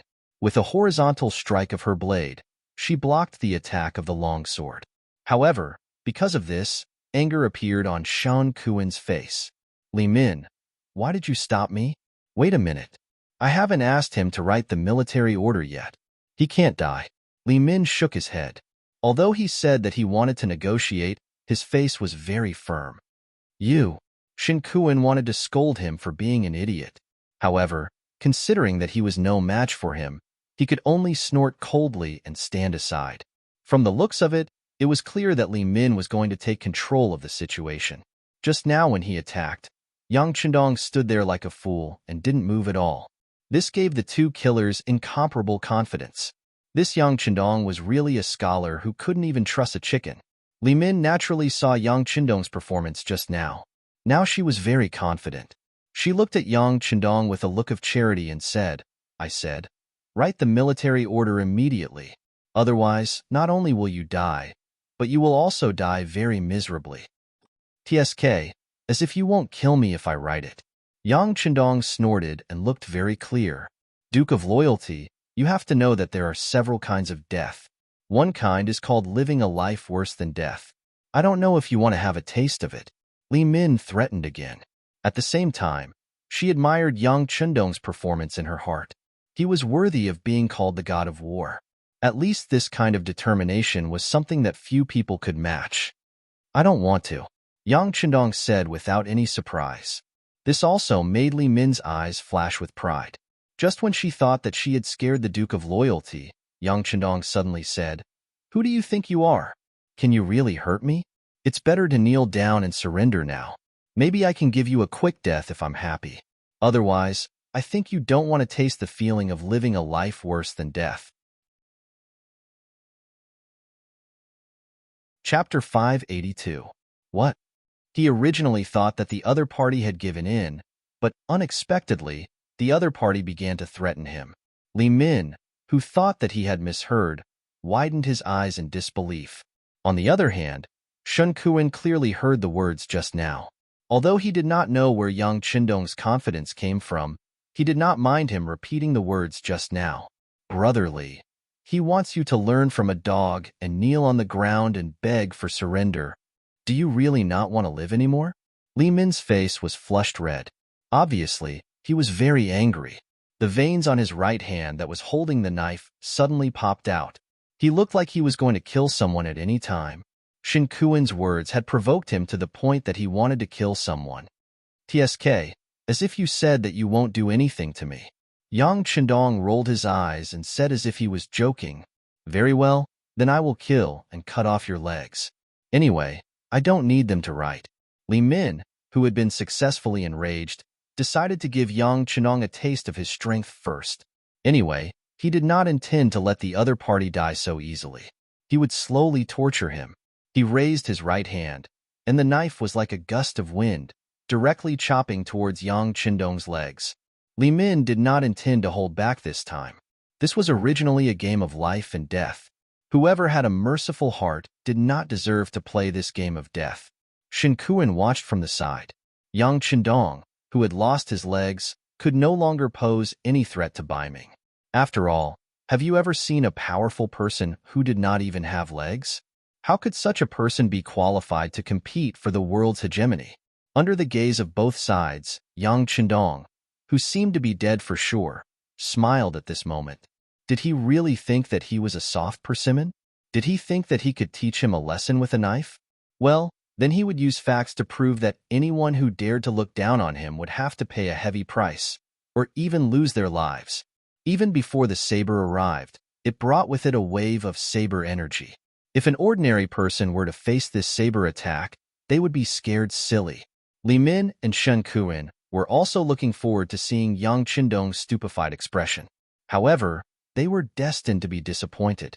Just as the blade was about to reach his legs, the sixth young master leaped into the air and easily dodged the blade. While he was still in midair, he executed a divine dragon tail whip. His feet, which were clad in military boots, smashed towards Li Min's shoulder like a huge rock. Feeling the power of this kick, Li Min's expression changed greatly.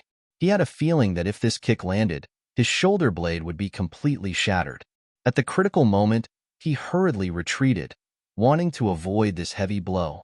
As expected of the #1 expert in the Jiaoji kingdom, Li Min's reaction was as quick as a fox, causing the huge foot to miss. Just as he was about to stabilize his body, he was drenched in cold sweat. Another kick was aimed at his face. Bang! The heavy blow landed on his face like a ruthless slap. Under the force of the kick, Li Min's entire body spun 360 degrees and then fell to the ground with a thud. Chain kick. Shen Kuan, who originally wanted to watch the show, suddenly spoke up. Then, he put away his careless expression and became serious. Wrong. It's 3 consecutive kicks. Both of his feet had already landed on the ground, and he said with a face full of arrogance. Originally, his personality was not that serious. However, due to his position, he had to make some changes. Usually, other than when he was with his wives, he had to pretend to be deep and serious. Now that there were no outsiders around, he could finally be himself for a while. His arrogant and somewhat arrogant side was revealed. The 3 consecutive kicks were the strengthening board of the chain kick. It allowed one to kick 3 times consecutively in an extremely short period of time to achieve the goal of injuring others. This was learned from Wang Yang, who was extremely good at leg techniques. With the existence of the qi, not only was he better at using it than Wang Yang, but the power was also amplified. Pooh! Li Min spat out a mouthful of blood from his mouth, along with 2 teeth. He slowly stood up from the ground. A very obvious footprint was imprinted on Li Min's face, making him look very miserable. Very good. It turns out that we have all underestimated you. Not only did Li Min have such thoughts, Shen Kuan also had the same thoughts. How could someone who could casually kick 3 consecutive kicks be easy to bully? However, he was very curious. When did this person learn martial arts? Ever since Yang Chendong appeared in the capital of Bai Ming and did a series of big things, everything related to him had been thoroughly investigated by the Imperial Secret Service and the East Faction Guards. However, no matter how he looked at it, this person did not have the time to learn martial arts. It was precisely because the information provided was too comprehensive that they never thought that Yang Chendong knew martial arts. Of course, this was also the result of Bai Ming not communicating with the Southern Ming Empire. Otherwise, if you asked Guanyin and the other generals of the Southern Ming Empire, they would immediately give you a clear attitude. Although the fact that Yang Chendong knew martial arts was somewhat out of Shen Kuan's expectations, he immediately understood everything. He could not help but coldly say, "So that's how it is. The reason why you dared to wait for us here alone is because of your martial arts." Bingo, your answer is correct. It seems that you are not stupid. However, don't your superiors know that if you failed to assassinate me, would Bai Ming be able to withstand my anger? Yang Chendong gave Shen Kuan, "You are considered smart" expression, then asked a question that the other party could not answer. Since he could not answer, Shen Kuan naturally did not need to answer. He just snorted coldly, and looked at Li Min originally. His identity was confidential. Even if they wanted to investigate, they would not be able to find any relationship between him and Bai Ming. However, it was all Li Min's fault. He was too arrogant and exposed his identity. If they could not kill Yang Chendong today, the next unlucky one would be the Southern Ming Empire. Don't look at me like that. Today, he will definitely die here.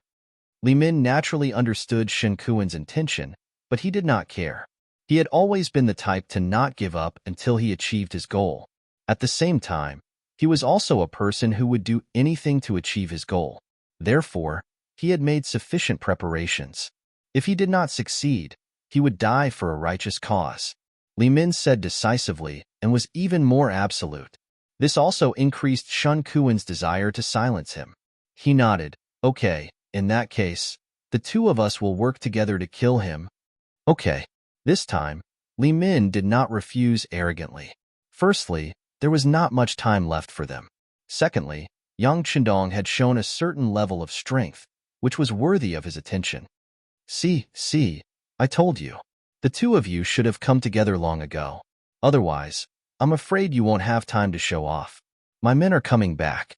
Yang Chendong was not the slightest bit afraid of the two of them working together. On the contrary, he was full of fighting spirit. In the past, when he fought with the guards, he had to leave some leeway and could only give them some minor injuries. How could it be more satisfying than a life and death battle now? You will regret it.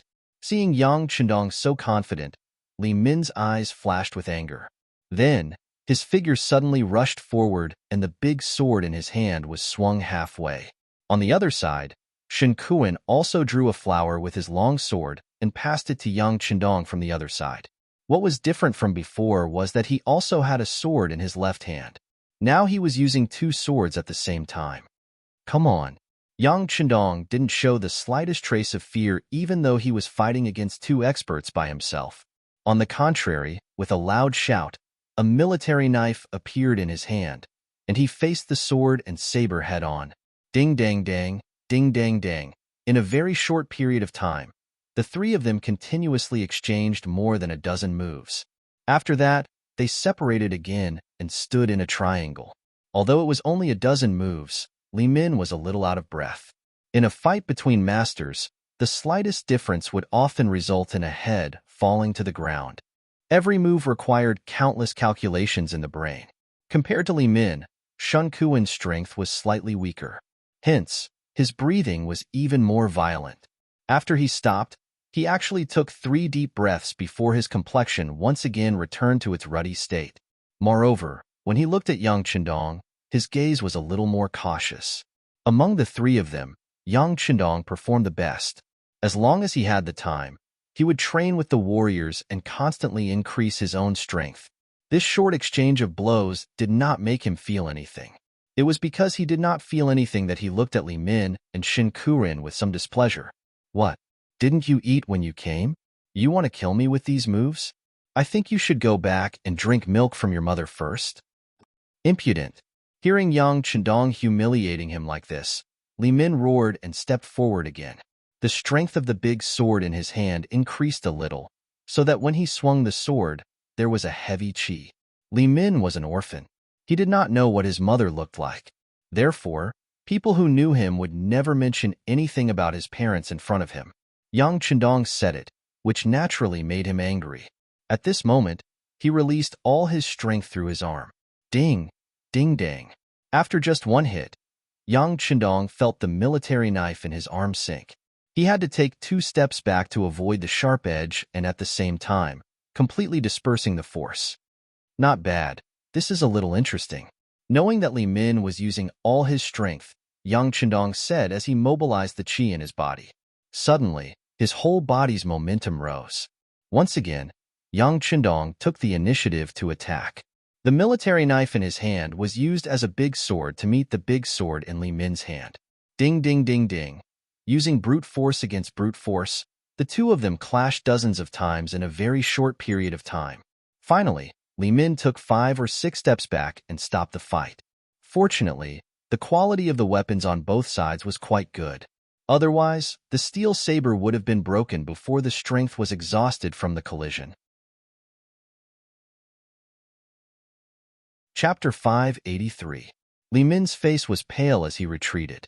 Just a moment ago, he felt that his right arm was swollen. Now, when he tried to lift it, he felt extremely sore. For a long time, he had boasted that he was the strongest and had never met an opponent. But now, the facts had told him that there was always someone stronger than him, and the person who was stronger than him was Yang Chendong. I'll do it. Shen Kuan naturally saw that Li Min had suffered internal injuries. As an ally, he had to do his best.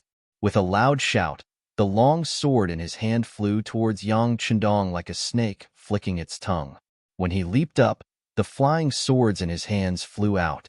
Then, he drew his sword and threw it again. In the blink of an eye, 12 of the 13 swords flew out. The sword net was like a swarm of bees. Yang Chendong first stared at the 12 sword winds seriously.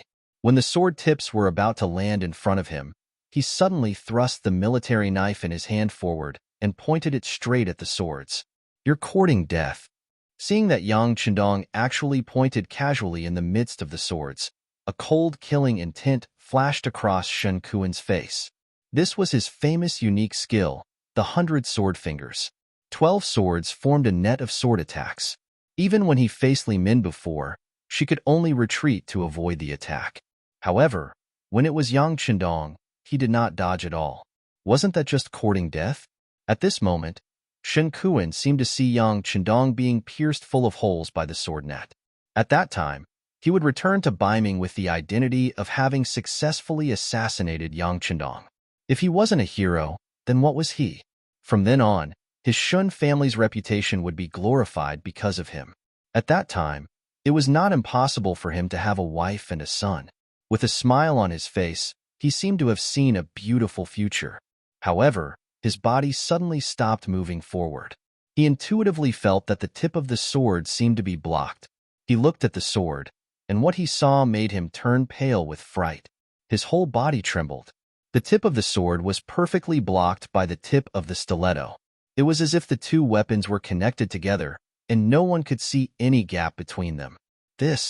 Shen Kuan was really frightened.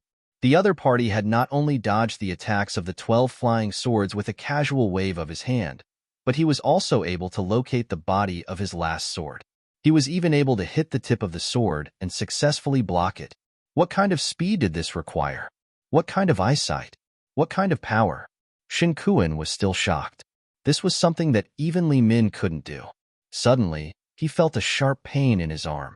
He saw his opponent's stiletto circling around in the air, and his sword seemed to be attracted to it as it circled around as well. After a dozen or so rounds, a huge force came and separated the two weapons. At this moment, Shen Kuan's arm had been twisted like a fried dough twist. Not to mention that his clothes were torn. Even the bones in his arm were exposed. The white bones piercing out of his flesh were very obvious. The miserable state of his arm made Shen Kuan involuntarily cry out. He was frightened and in pain. What a ruthless move.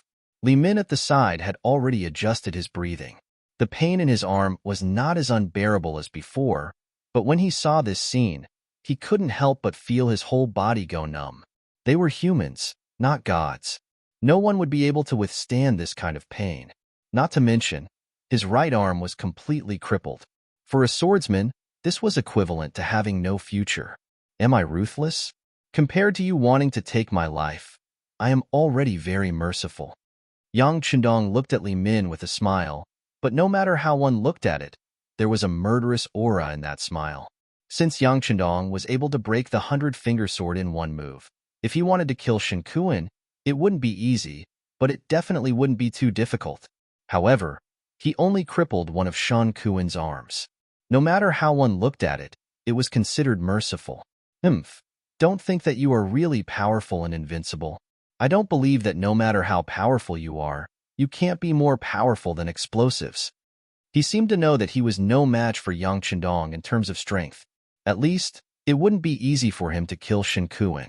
Moreover, the scene of the knife versus the military knife just now had already shown him the true strength of Yang Chendong. Since he couldn't win in terms of strength, he would use his ultimate move. This was also Li Min's trump card.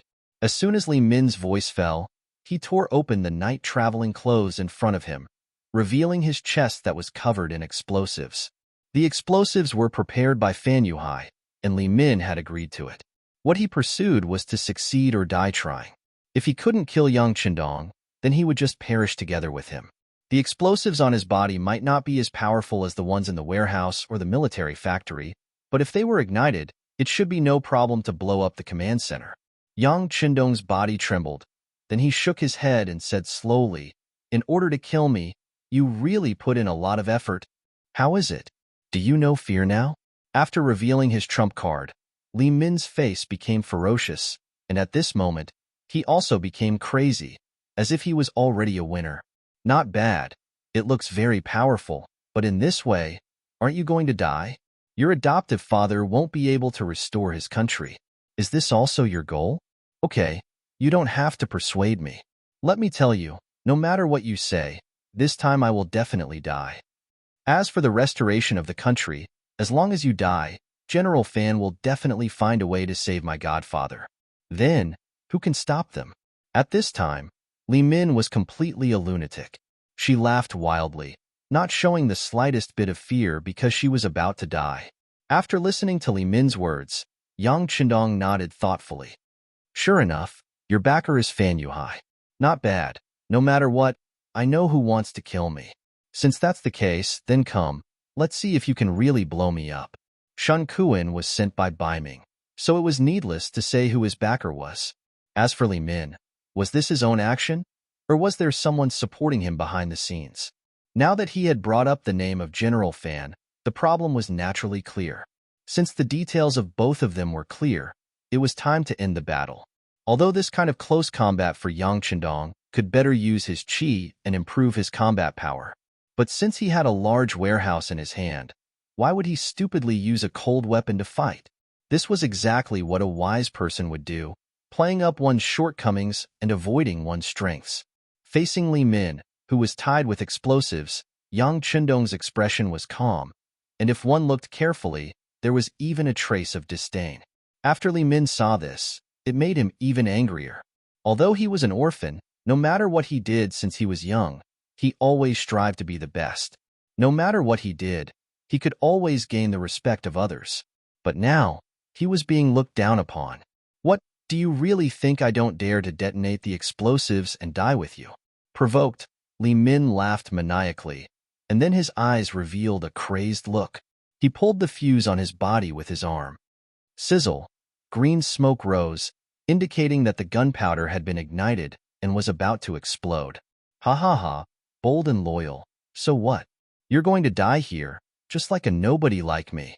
When the time comes, ashes to ashes, dust to dust. What's the difference between us?" Li Min, who seemed to have entered a crazed state, laughed maniacally, as if he had gotten what he wanted. As long as he could kill Yang Qindong, Fan Yuhai would have a lot more opportunities, and there would be hope for his godfather to restore Jiaoji. In this way, his death was completely worth it. "You're crazy." Shin Kuan, who was half kneeling on the ground, pointed at Li Min with his left hand, his mouth agape. He did not know if his cold sweat was caused by fear, or by the pain caused by Yang Qindong's heavy injury. "In order to achieve your goal, you'll do anything. You do have the potential to be a hero. Unfortunately, you've chosen me as your opponent, so you're destined to get nothing, only death." Facing Li Min, whose fuse was getting shorter and shorter, Yang Qindong evaluated him as a winner. Then, a mysterious smile appeared on his face. Following that, he suddenly disappeared from where he stood. "No matter how glib your tongue is, you're still going to..." Li Min, who was about to mock Yang Qindong, suddenly realized that his opponent had disappeared. Not only that, even his aura had disappeared. He was an assassin, an ace assassin, the #1 expert in Jiaoji. He was confident that Yang Qindong did not use any tricks to hide, just like how Japanese ninjas would use the principle of light refraction to suddenly disappear. But no matter what, that kind of disappearance was only the disappearance of the body, but if one were to sense it carefully, the aura was still there. Moreover, a true expert could kill by tracking the aura. However, Yang Qindong did not even leave behind a trace of his aura. It was as if he had never appeared here in the first place. What's going on? Where? Where is he? Seeing that the fuse was about to be lit and the target had disappeared, Li Min felt so depressed that he was about to vomit blood. He's not a human. He's a demon. A demon. Shen Kuan, who was kneeling on the ground, was also searching for Yang Qindong's aura, but he did not find anything. At this moment, he could not help but shout, as if his spirit had been completely destroyed, and he looked like a crazy demon. Boom! Time did not give the two of them a chance to speak again. The explosives were finally ignited, and then it caused a huge explosion. Although the composition of the explosives was not at its strongest state, it was not a problem to flatten the surrounding 5 to 6 meters. Thus, more than half of the command center was destroyed by the impact of the explosives. At the same time, the two high-level assassins, Li Min and Shen Kuan, were also destroyed. Chapter 584. Young Master. Tiger's Mane and Beta Persei, who were fighting with the killers outside the headquarters, looked back in shock. Looking at the headquarters that had been mostly destroyed and the loud rumbling in their ears, their eyes turned from black to white and then to red. They had really gone crazy. The young master was like a god in their eyes. The young master was the guiding light of their life, and the young master was their soul. But now that their souls were gone, how could they continue to live? Kill. At this moment, Tiger's Mane and Beta Persei burst out at the same time. Facing four extremely powerful killers, they all showed their most violent side, and their strength had more than doubled in a short period of time. Speaking of which, Tiger's Mane and Beta Persei's foundation was not very good. They were not the kind of people who had practiced martial arts since they were young, nor were they martial arts geniuses. Their strength gradually increased because they followed Yang Qindong and were taken care of by him. It's just that this kind of strength was naturally no problem for them to deal with ordinary people, but once they encountered a powerful killer, they seemed a little powerless. This was also the reason why after fighting for a long time, they still couldn't deal with the enemy in front of them even though they knew that the young master might be in danger. But now it was different. The sound of the explosion was a little too wild. Worried about the safety of the sixth young master, the two burst out, breaking through their own potential and increasing their combat power. If all of this was used on ordinary people, it should be said that they were anxious. When people are anxious, they will have no scruples and their lethality will increase a lot. Originally, they were evenly matched, but now they suddenly burst out, and it was the kind of attack that only killed the enemy and did not defend. Soon, the 8 killers that the two were facing fell straight to the ground and died. Of course, Tiger's Mane and Beta Persei also had a few more wounds on their bodies.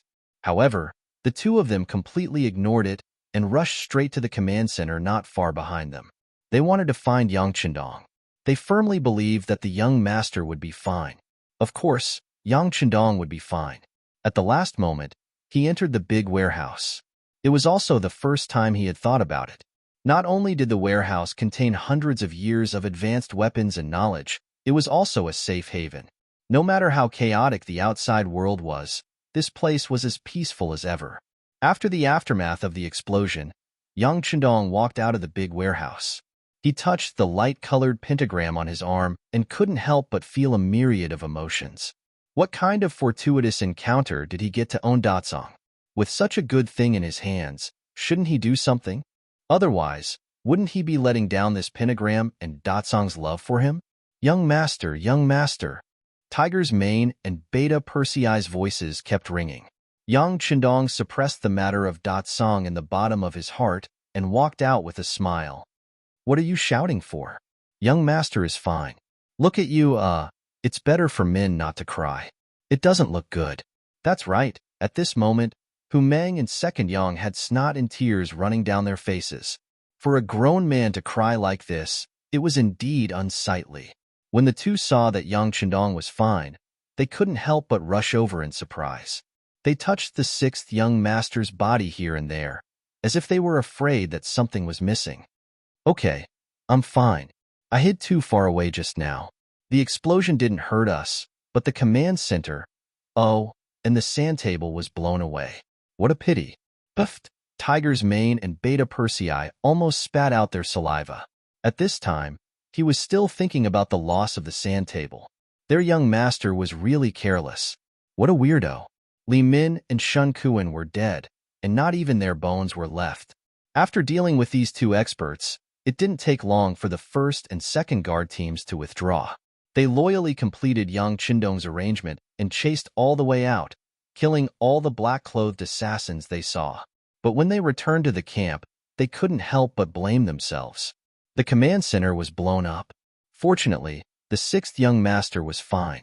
Otherwise, they would have to apologize with their lives. Even if Yang Qindong was fine, the two captains, Zhou Vi and Dao Xiao, still came to apologize. In this regard, Yang Qindong did criticize them. See, there will always be someone stronger than you. Your abilities are still lacking. If it weren't for the young master, my strength is not bad. Wouldn't it be dangerous this time? Just you wait. When this is over, you will train hard for me. When the time comes, whoever complains about being tired will have to leave the guard team and serve in the cold front. In the face of Yang Qindong's reprimand, the two captains obeyed and didn't talk back. They knew that the young master was doing this for their own good. After today's incident, they also decided to train harder. In the future, they must not let today's dangerous incident happen again. Below Sangnu City, the mercenaries were cleaning up the battlefield and surrounding the place. After a night of charging and fighting, the Lansong soldiers were defeated. Of the 50,000 Lansong soldiers, 45,000 Fan Yuhai soldiers escaped with Sang Wangla. Less than 10,000 of them escaped into the city. The rest were either killed or captured. Also captured were the 100,000 laborers of Lansong, as well as 20,000 Han civilians and countless military supplies. The harvest from this battle was bountiful. This battle also showed the might of the mercenaries, which could be seen from the morale of the soldiers. When Yang Qindong arrived outside the city, he saw the tired but energetic soldiers. Good. Everyone fought well in this battle. Someone will calculate the military merits later. As for now, everyone should have a good night's rest. We will attack the city tomorrow morning. Yang Qindong's affirmative attitude made all the soldiers who participated in the battle excited and happy. Some of them were already thinking about how to perform well in the battle tomorrow. On the contrary, in Sangnu City, General Sang Wangla was dispirited. He originally thought that he had found the weakness of the mercenaries and saw the hope of victory. But who would have thought that everything would be reversed at night? Not only was the army heavily damaged, they could only wait in the city to be attacked. Tell the brothers to defend the city. We must be confident. In a few days, the king will send reinforcements.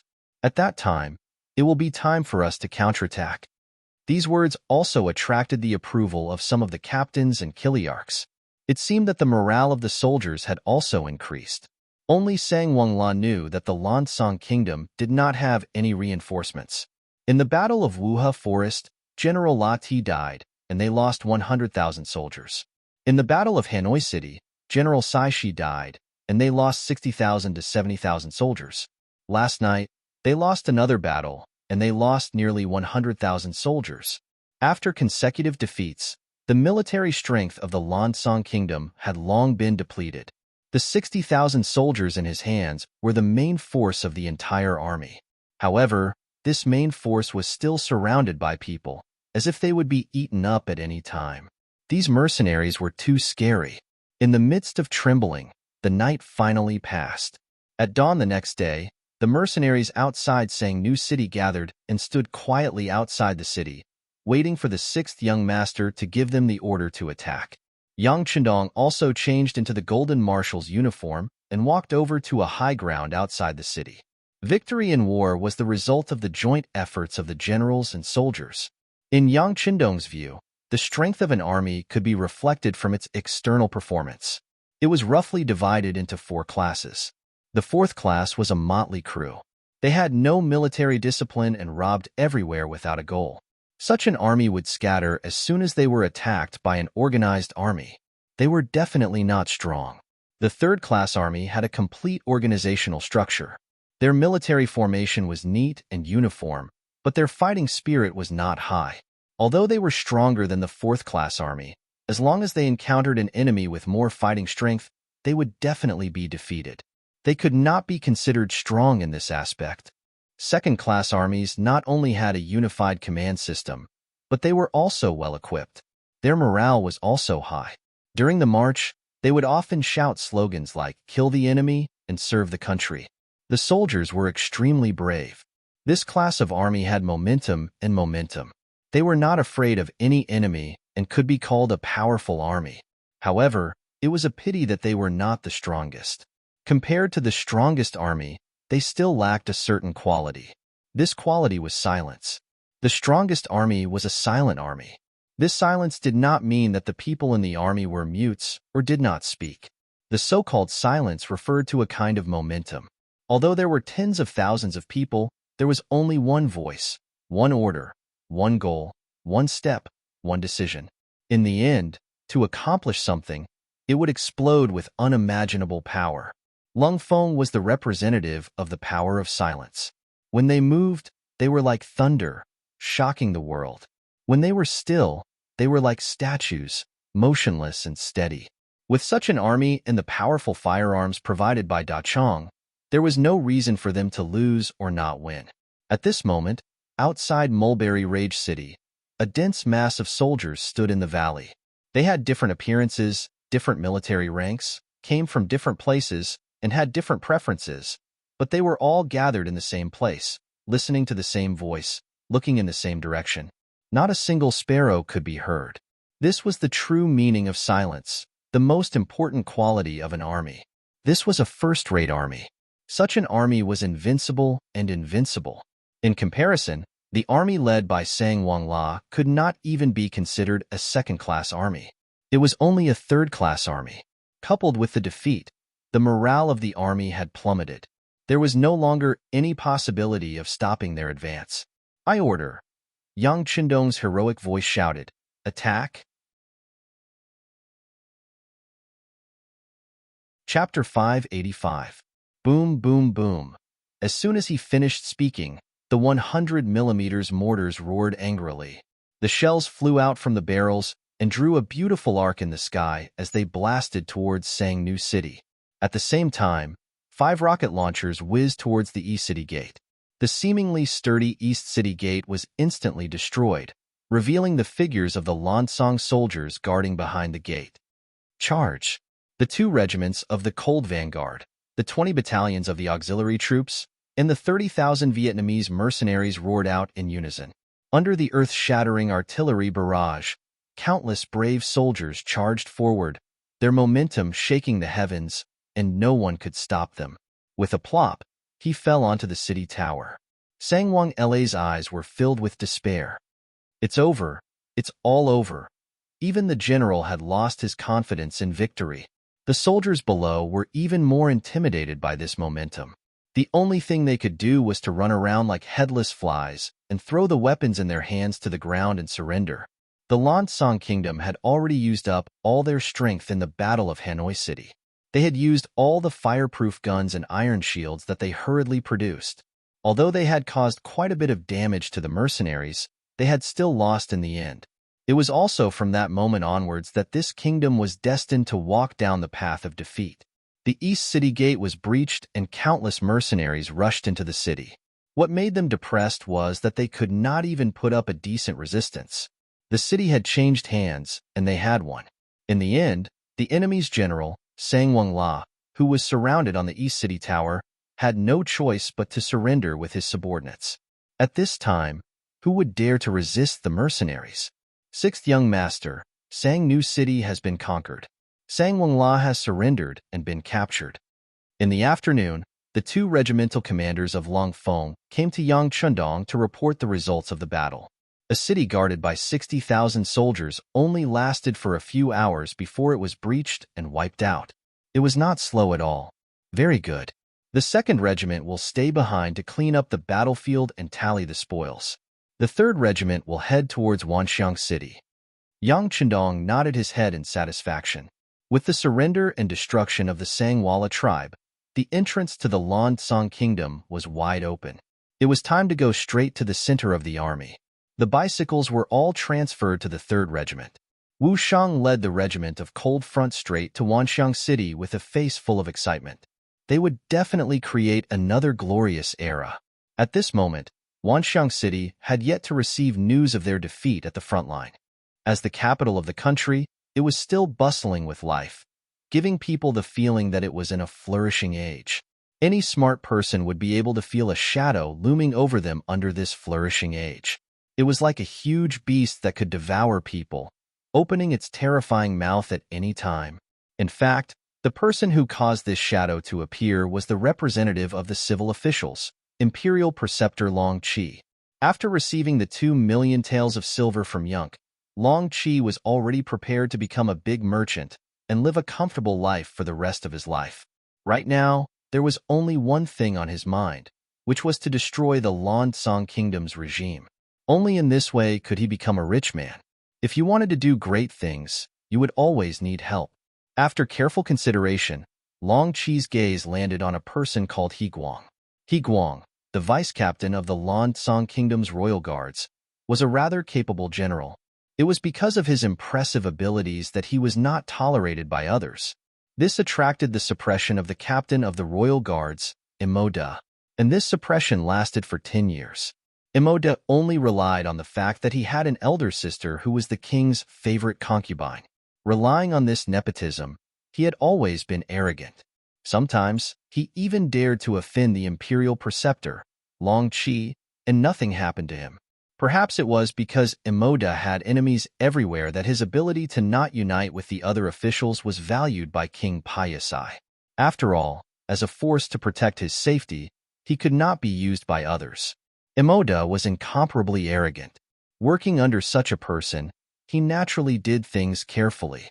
But this was not enough. As the saying goes, if you want to condemn someone, you can always find a reason to do so. In order to prevent others from deliberately making things difficult for him, these subordinates also needed to find some backing.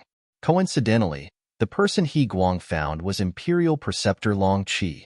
However, this did not mean that He Guang would rely on Long Qi. As the vice-captain, he still had a lot of autonomy. It was just that the relationship between the two sides was very good, and they could help each other on many things. In this kind of environment, it was normal for Long Qi to set his goal on persuading He Guang. After discussing with Yunk, Long Qi was prepared to give it a try. This was why he invited He Guang to his residence with the excuse of inviting him to a banquet. The scale of the banquet was very small. When the tall and valiant He Guang entered the banquet hall, he only saw Imperial Preceptor Long Qi and a stranger. There was not even a servant to serve them. Ha ha ha, Captain, he is here. Please take a seat, we're just waiting for you. After seeing He Guang appear, Long Qi laughed loudly and stood up, inviting him to sit down. Skylark, on the other hand, remained seated without the slightest intention of getting up. This attracted He Guang's attention and made him ponder deeply. This person was so unfamiliar. What kind of identity did he have to be so arrogant? It seemed like he did not even give face to the Imperial Preceptor. Looking at Long Qi, he did not seem angry at all. This was a little strange. He Guang had been the vice-captain of the king's guards for so many years, and he was used to enduring. Therefore, when he looked at Yunk sitting there, he only nodded politely as a greeting. Then, he sat down on the prepared chair.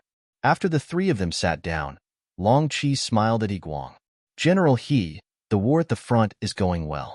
What are your thoughts on the battle at Sangnu City? The hottest topic among the upper echelons of the Lan Kingdom was the war at the front. Even the commoners on the streets could talk about it. As the vice-captain of the royal guards, how could He Guang not know?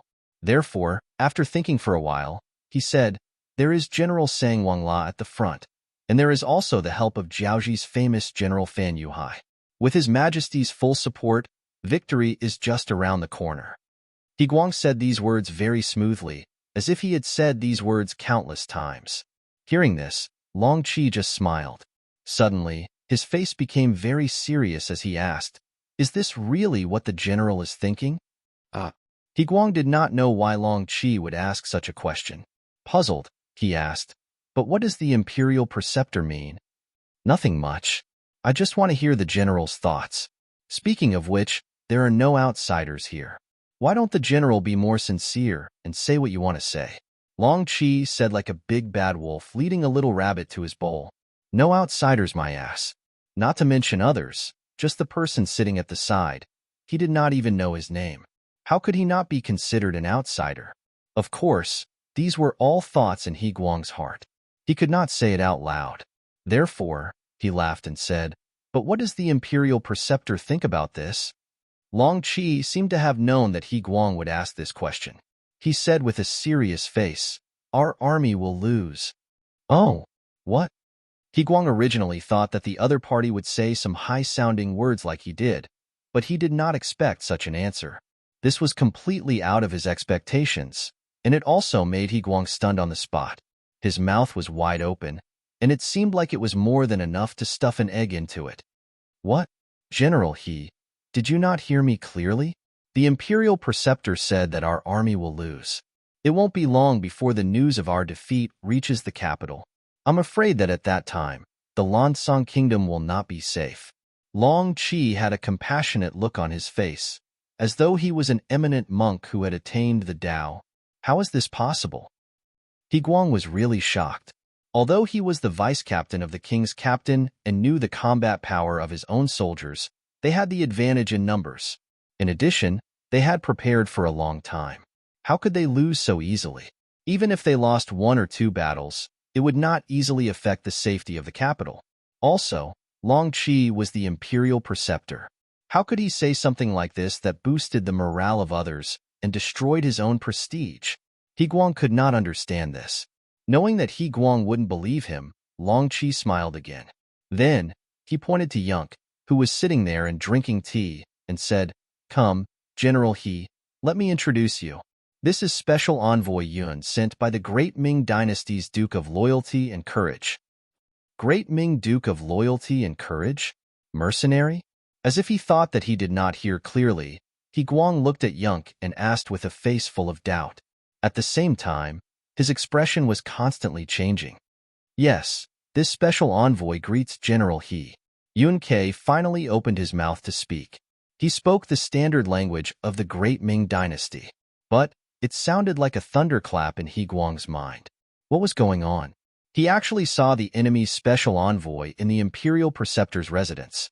This person did not go to the palace but appeared here. Could it be that he secretly came to contact the Imperial Preceptor? What did the Imperial Preceptor want to do? Betray the country? Thinking of this, He Guang suddenly stood up from the chair and pulled out the sword on his body.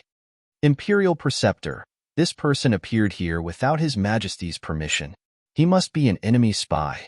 Please allow me to take him down. Take him down? Take him to who? Whether it was Long Qi or Skylark, they didn't seem to care about He Guang's intense reaction. It was as if they didn't see the angry atmosphere and just sat there calmly. Of course it's to His Majesty. He Guang naturally replied, "What happens after you hand it to His Majesty? Are you going to hand me over to His Majesty for punishment?" As he spoke, Long Qi's face became gloomy. In the end, he was the Imperial Preceptor of a country. Once he was angry, he would be imposing without being angry. At this moment, He Guang was also intimidated by this imposing manner. Then, he suddenly remembered that this was the Imperial Preceptor's residence. Since Special Envoy Yun could sit there calmly and unhurriedly, it was clear that he had obtained the Imperial Preceptor's approval. Then, why would he capture someone here? This time, He Guang came alone and did not bring a single subordinate. If the other party turned hostile, would he be able to walk out of the Imperial Preceptor's residence? Chapter 586. Feeling that he was in danger, in order to protect himself, He Guang raised his sword and said to Long Qi, "State teacher, you must have been deceived, right? Don't worry, I will capture this person now and send him to His Majesty. When the time comes, I will explain the situation to His Majesty and guarantee that State Teacher will be fine." At this time, He Guang actually wanted to provoke. When Yunk and Long Qi saw this, they couldn't help but laugh. After a burst of laughter, Long Qi said, "You came to plead for mercy for State Teacher. Haha, do you really have that much face? Don't you know that you can't even protect yourself?" "State Teacher, what do you mean?" He Guang's face was puzzled. "Wait a minute. Put down the sword first. You make people feel uncomfortable looking at you." Without waiting for State Teacher to answer the question, Yunk opened his mouth. Why should I put down the sword just because you told me to? He Guang looked at Yunk with a sneer. AI, why do you have to do this? Yunk shook his head and reached for his waist to take out a pistol with a silencer. After gently unlocking the safety, he casually fired a shot. Pooh! The sound was effectively blocked, but the bullet was not blocked. It flew out of the barrel and hit the sword. At such a close distance, the powerful force made He Guang, who was not prepared, have to let go of the sword. With a clanking sound, the sword fell to the ground, scaring He Guang and making him break out in a cold sweat. He had long heard that the mercenaries had powerful guns, but he never had the chance to see it. Now that he finally saw it, it was indeed powerful. But after a moment of distraction, He Guang wanted to lower his head to pick up the sword, but he saw the carpet under his feet suddenly shake. Another bullet hit his feet. General He, seeing that you are a hero, I want to have a good talk with you. If you refuse a toast only to be forced to drink a forfeit, then I do not mind that the next bullet will hit your body. You will undoubtedly die. Yunk's voice spread in the banquet hall. He Guang's body stood there as if his acupoints were pressed. He did not dare to move an inch. Sure enough, it was a powerful firearm that could fire a second bullet at any time. Did that mean that it could fire a third or fourth bullet? Just as He Guang was pondering over this problem, the voice of State Preceptor Long Qi sounded in his ears. All right, General, he is not an outsider. Come and sit down to talk. He Guang didn't know if the next bullet would hit him, so he might as well sit down and listen to what the other party had to say before making a decision. When he finally sat down, Grand Preceptor Long Qi said to him calmly, General He, you are also a talent of your generation. Don't you know that a great disaster is about to befall you? Please enlighten me, Imperial Tutor. He Guang really didn't understand why he was about to face a disaster. Sigh, once the front line is defeated, what will His Majesty decide? I'm sure he'll use the power of the King's Guards to counterattack. Who do you think is the leader of this group? It couldn't be that idiot Emoda himself, right? His Majesty probably wouldn't allow that. But when a general leads an army, can you guarantee victory? The hundreds of thousands of people in front of you are no match for the mercenaries. What can you do with the few people in your hands? If this isn't a great disaster, then what is? This? He Guang really wanted to deny all of this, but he knew that what the State Preceptor said was true. Emoda's ability was limited, and His Majesty knew this as well. However, considering that this person was still very obedient, it was naturally not bad to raise him as a loyal dog. However, such a dog could not be released to bite people, because he did not have the ability to do so. At that time, it would be inevitable for him, the vice-captain, to lead the army. To lead the army was naturally something that every general hoped to do. However, just as the State Preceptor said, the hundreds of thousands of soldiers in front of him were no match for the mercenaries. How many men could he bring out? The entire King's Guards only had 20,000 people. How could they defeat the mercenaries? If that wasn't courting death, then what was? However, at that time, he would have to do so regardless of whether he was willing or not. If he agreed, he would die on the battlefield. If he didn't agree, he would very likely be taken down by Emoda. No matter what the outcome was, there wouldn't be a good ending. Layers of cold sweat began to flow out of He Guang's head. Previously, he didn't think that the army in front of him would be defeated, so he didn't consider these things. But now that it was pointed out, he realized that the situation was already so dangerous. Of course, the so-called danger would only appear when the army in front of him was completely defeated. If they didn't lose, if it was only a small defeat, then all of what the State Preceptor said wouldn't happen, and he wouldn't be in danger. He Guang was still deep in thought when Skylark, who was sitting there playing with a pistol in his hand, spoke. General He, after the State Preceptor's recommendation, we found that you are indeed a character. Therefore, the Duke of Loyalty said that if you are willing to surrender, he will use you heavily. You know General Hong Jin of Yunnan Province, which is the original Jiaoji country, right? In the past, he was just a deputy general with a low status. However, he was chosen by the Duke of Loyalty and has become the current general of Yunnan Province, leading 30,000 soldiers. If General He is willing, the future General Lan Song will be you, and you can also lead 30,000 soldiers. This way, You won't have to die, and you can also become a real general. Isn't that beautiful? He Guang knew about Hong Jin's matter. Although some people were afraid that he was a traitor who knew how many people envied him in private. At least because of this person, the Hong family didn't suffer heavy losses. Not only that, but Hong Jin's status also rose. It was said that the Duke of Loyalty gave him an annual salary of 100,000 taels of silver. Who knew how many people envied him? It should be explained here that Yang Chendong implemented a high salary policy to raise honest people. Once someone was appointed, they would enjoy a high annual salary. It was to ensure that the person appointed could live a good life, or at least not have to worry about living.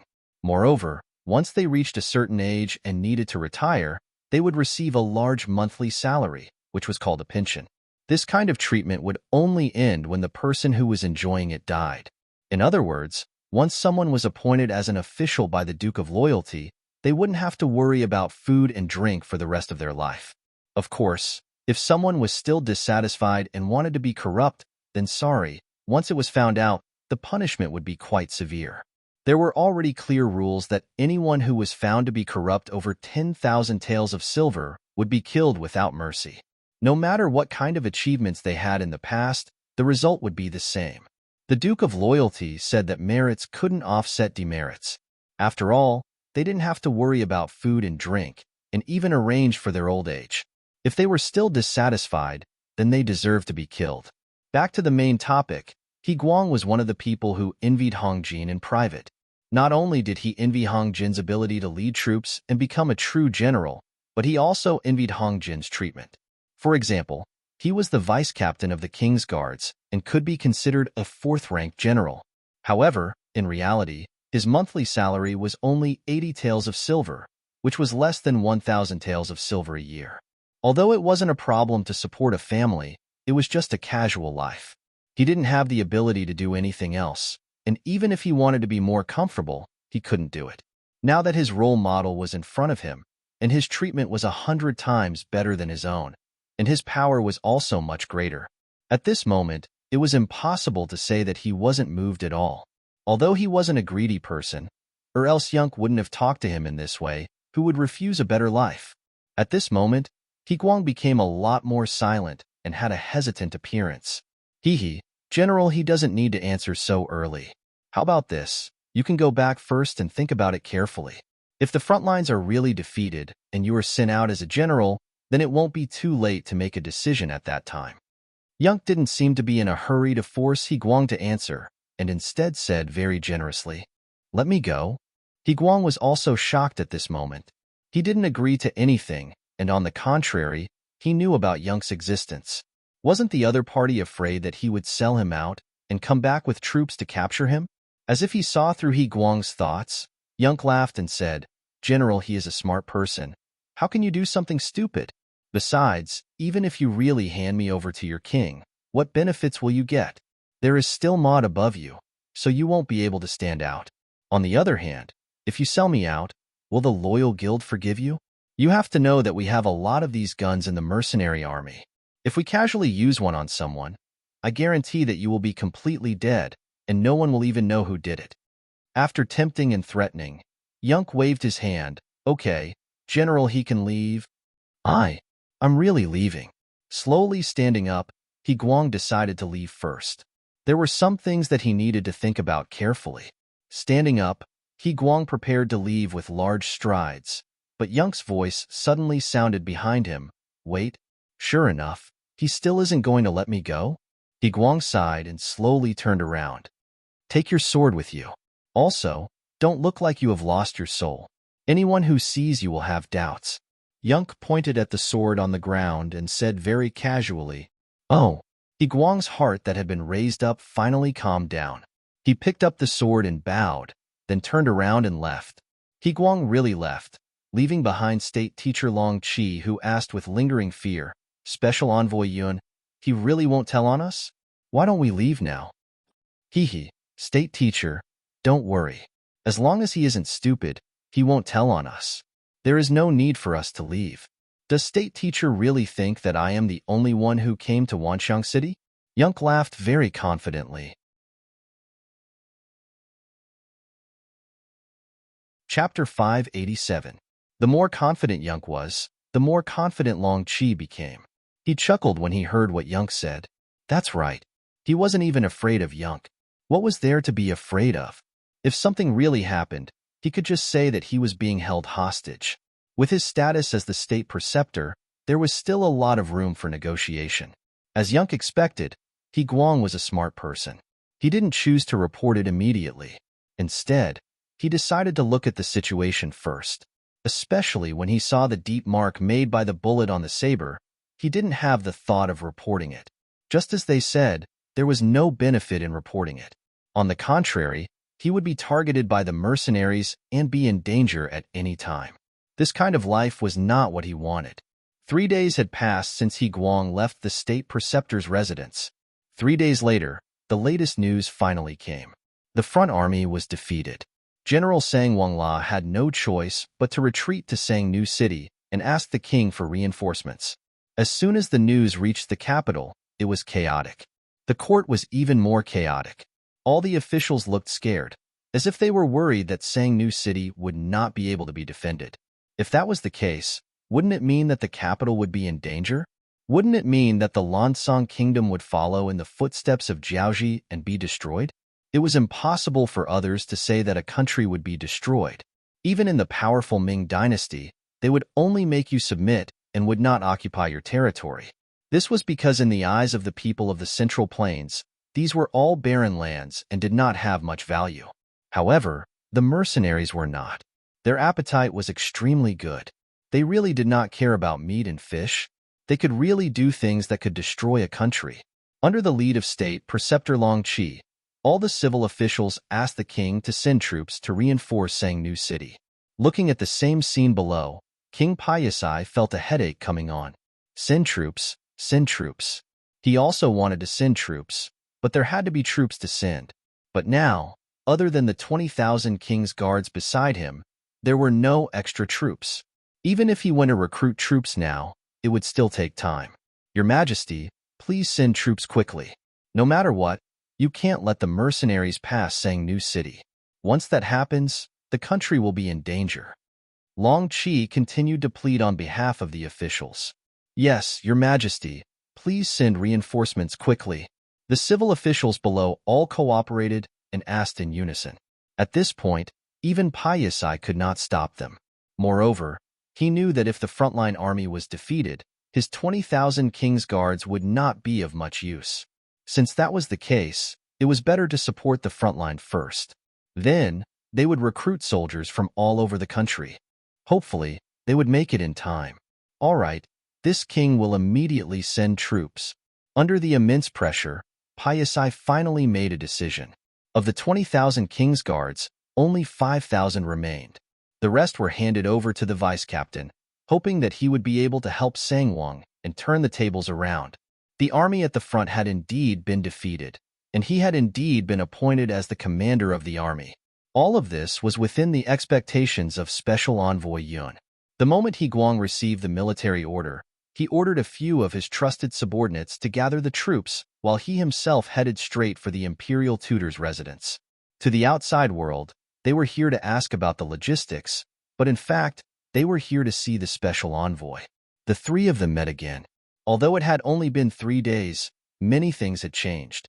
At this moment, He Guang was less arrogant and more respectful.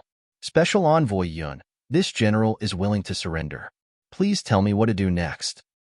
Well said, well said. Yunk smiled and reached into his pocket. This time, he did not take out a flintlock, but a bunch of banknotes. There were banknotes with denominations of 100, 200, 500, 1,000, 2,000, 5,000, and 10,000. There were over 100 banknotes, which added up to 500,000. After taking out the banknotes, Yunk placed them in front of He Guang.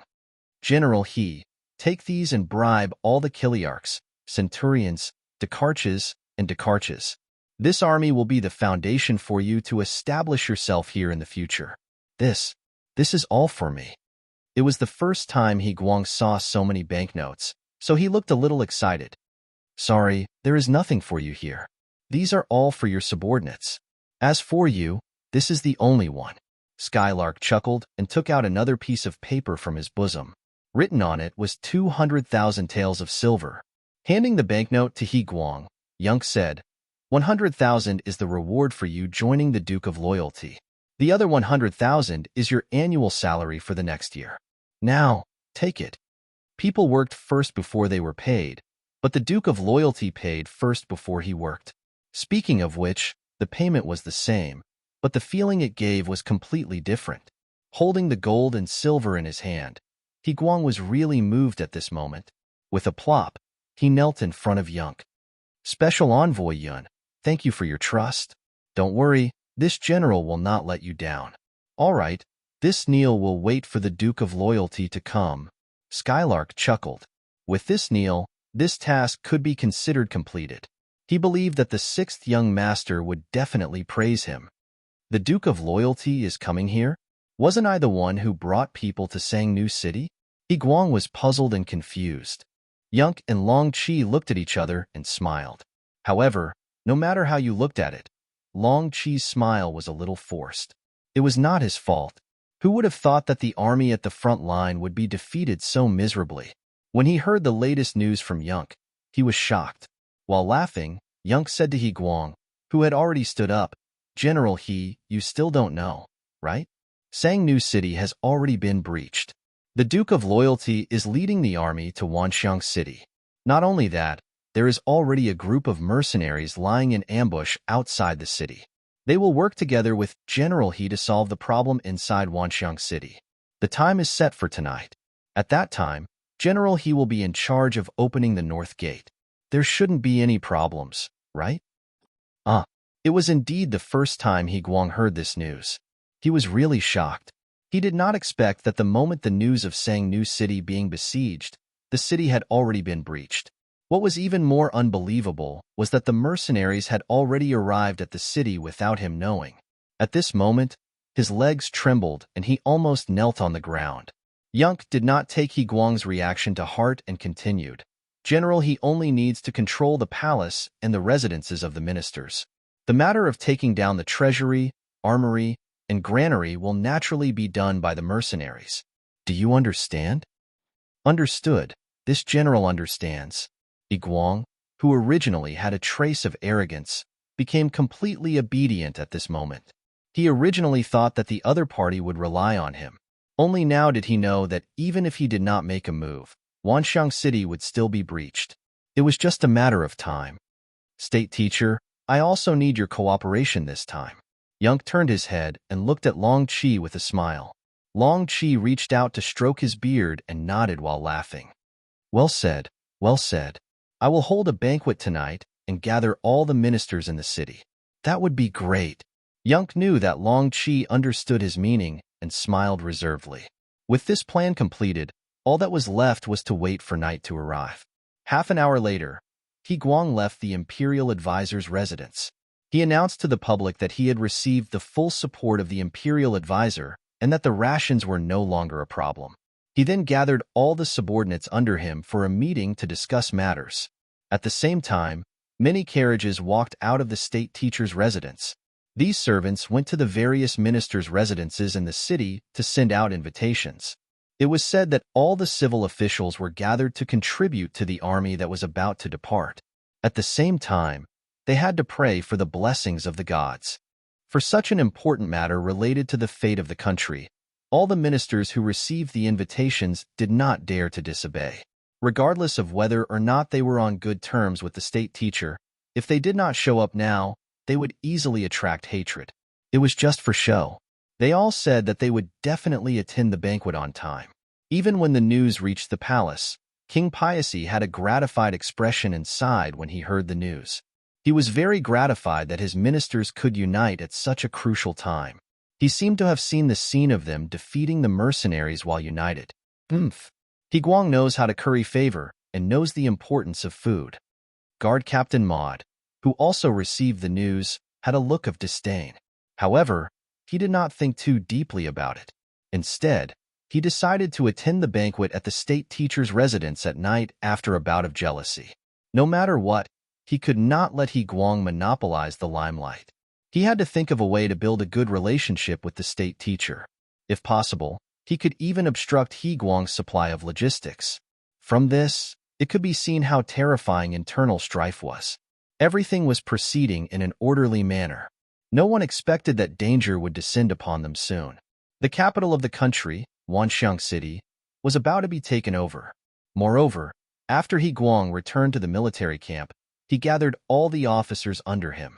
Then, he got his personal guards to seal off the entire venue and began to spend money to buy people's hearts. Not all soldiers valued money, especially those who were part of the king's guard. There were still some who could adhere to their principles. Once he encountered people who did not want benefits and even cursed, He Guang would not be polite. With just a glance, his personal guards rushed up and killed those who did not know what was good for them on the spot. After killing more than 10 people, the smell of blood was extremely pungent. Only then was this wave of resistance suppressed. When everyone saw that resistance was a dead end and that surrendering would not only allow them to live, but also receive money, many people wavered and signed the oath. Once they signed, it would be difficult for them to go back on their words. He Guang had said that he would announce this agreement to the world later.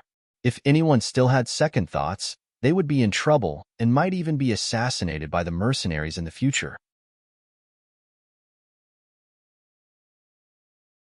Chapter 588. Originally, some people were still half-heartedly thinking that once they were free, they would pass on the message. But now, they hesitated. Was it worth it to risk their lives for a dynasty that was about to be destroyed? There was no fame, no benefits. It was not worth it to risk their lives for a loyalty that they did not know if the king would believe. Not to mention offending the mercenaries, no place in the world would be safe. After settling the army, He Guang finally relaxed and started to plan every step of the night. The sky slowly darkened. Wanxiang City did not have a curfew, so at this time, lanterns were hung up everywhere, making it seem very lively and bustling. Especially at the imperial tutor's residence tonight, it was full of guests. Carriages arrived one after another, and the sound of greetings could be heard. Imperial tutor Long Qi was personally welcoming the guests at the door, giving them enough face, making everyone's face even more radiant. Looking at everyone, who had a face that showed concern for the country and its people. After waiting for more than 2 hours and not seeing any guests, Long Qi patted his back and said to the housekeeper behind him with a tired look, "You can close the door now. Without orders, no one is allowed to enter and no one is allowed to leave." "Master, don't worry, I know what to do." The butler nodded. This old man who had followed the imperial tutor for decades naturally knew what to do, and even knew what might happen next. The ministers were surrounded, and the army camp also started to move. The first step was to surround the 5,000 king's guards that had not been assigned to them. Fortunately, their guard captain Emoda had already gone to the imperial tutor's residence for the banquet. Without a leader, it was not very troublesome to deal with them. The second step was to surround the palace, and no one was allowed to enter or leave without orders. This was equivalent to cutting off the connection between the king and others. The third step was to open the city gates and let the mercenaries outside the city in. The first step of the plan was to surround the camp of the king's guards with 8,000 soldiers. Then, under the protection of a group of personal guards, He Guang walked into the camp with the emperor's fake decree in his hand, and said that these 5,000 soldiers would also be under his leadership. Many of these 5,000 people were Emoda's trusted aides. When they saw that their master did not appear, they felt that something was wrong. Some of them were bold enough to look at the Wang Yu in He Guang's hands to determine if it was true or false. With your status, what right do you have to see Wang Yu? I think you're clearly using this opportunity to rebel. Guards, take him down." He Guang would not reason with anyone. With the military power in hand, he only needed to rely on his own strength to push through. A group of personal guards swarmed forward. Anyone who refused to comply would be killed. Blood flowed like a river. After the heads of dozens of people were separated from their bodies, the others finally became obedient and knelt on the ground in submission. With the matter of the barracks settled, the next step was to seal off the palace. There were still 500 king's guards left here. Usually, all of them had their noses in the air, and it was very difficult for them to put other people in their eyes. At this moment, when they saw that someone had actually surrounded them, which one of them wasn't anxious to the point of stomping their feet? Some of the more irritable ones even brandished their swords and rushed out, looking as if they wanted to teach the other party a lesson. Whoosh, whoosh, whoosh. Waves of arrows flew over, and the ground was filled with corpses. This also intimidated these arrogant people. When they knew that the other party was serious, they retreated step by step until they reached the front of His Majesty's palace. Only then did they stop with nowhere to go. When the news reached his ears, Paisai was really shocked. He never thought that General He Guang, whom he had taken a fancy to, would actually have thoughts of rebellion. Usually, this person looked very reliable. As the king of a country, he also had his own pride. Before the matter was finalized, he still wanted to work hard. Thus, under the protection of a few guards, he wanted to go out and see He Guang. As soon as he walked out, waves of arrows rained down and stopped about 20 feet in front of them. They were not targets, but just deterred. However, this was enough. Paisai's legs went soft. If it weren't for the guards beside him supporting him, he was afraid that he would have fallen to the ground. He was also a king, but he was not like Lily, who had fought his way out of life and death situations. He had inherited the throne. When had he ever seen such a scene of shouting and killing? Quick! Retreat! Retreat! Send a signal for help. Paisai did not know what the situation outside was like, but the only thing he could do now was to ask for help. Soon, a dazzling and colorful firework rose into the sky from the palace. That was the king's signal for help. The firework rose into the air, illuminating the sky and making it much brighter. The Grand Preceptor's residence, which was not far from the palace, could naturally see it clearly. When some of the officials discovered this signal, they were all shocked. The captain of the king's guards, Maud, immediately stood up and wanted to rush out of the Grand Preceptor's residence. General Maud, what do you mean by this? The Grand Preceptor's banquet is not over yet. Why are you in such a hurry? Long Chi sat on the high seat, drinking the wine in his cup as he spoke slowly. Lord Grand Preceptor, you saw it. His Majesty sent a signal for help. There must be some thieves causing trouble. I want to go back and protect him. Maud hadn't thought that this matter would have anything to do with the Grand Preceptor. After all, this was an important minister. If anything happened to the king, it wouldn't be good for him. After cupping his fists and saying all this, Maud turned around and was about to leave with his 4 personal guards. However, a dozen or so guards from the Grand Preceptor's residence appeared in front of him. They all stood with their swords and blocked Maud's path. Grand Preceptor, what are you doing? He still hadn't reacted. Instead, he asked with a puzzled expression. From this point of view, this Maud had indeed relied on his connections to get to the top. His ability to adapt was too weak. He was no different from an idiot. Without directly answering Maud's question, Long Chi only looked up at the sky, then smiled and said, "The Grand Preceptor doesn't think that's a signal for help. It must be a child's trick." What? How is that possible? This time, there was no need for Maud to say anything. The other ministers all looked at Long Chi with bewildered gazes. Anyone could tell how intense the firework explosion was. Other than the royal family, no one else could use it. Even if they had money, they couldn't buy it. However, the Grand Preceptor said that it was a child's trick. What did he mean by that? Some of the quick-witted people's expressions changed drastically. They thought to themselves, could it be that the Grand Preceptor was going to rebel? Could it be that he wanted to take the opportunity to rise to the top, or had he already joined the mercenaries? If it was the former, it would be better. No matter what, they were still ministers. Whoever became the emperor would need the help of their ministers. Just by being able to come to the Grand Preceptor's residence today, their status in the future would not be too low. But what if it was the latter? Once the mercenaries took control of this place, what else could they do? That was not changing the royal family, but changing the dynasty. A great purge was unavoidable. Could they still be as high and mighty as before? More and more people thought of what might happen, and more people looked at Long Chi with a different gaze. At this moment, Maud finally understood. He suddenly pointed his finger at Long Chi and said, You actually want to rebel? Nonsense.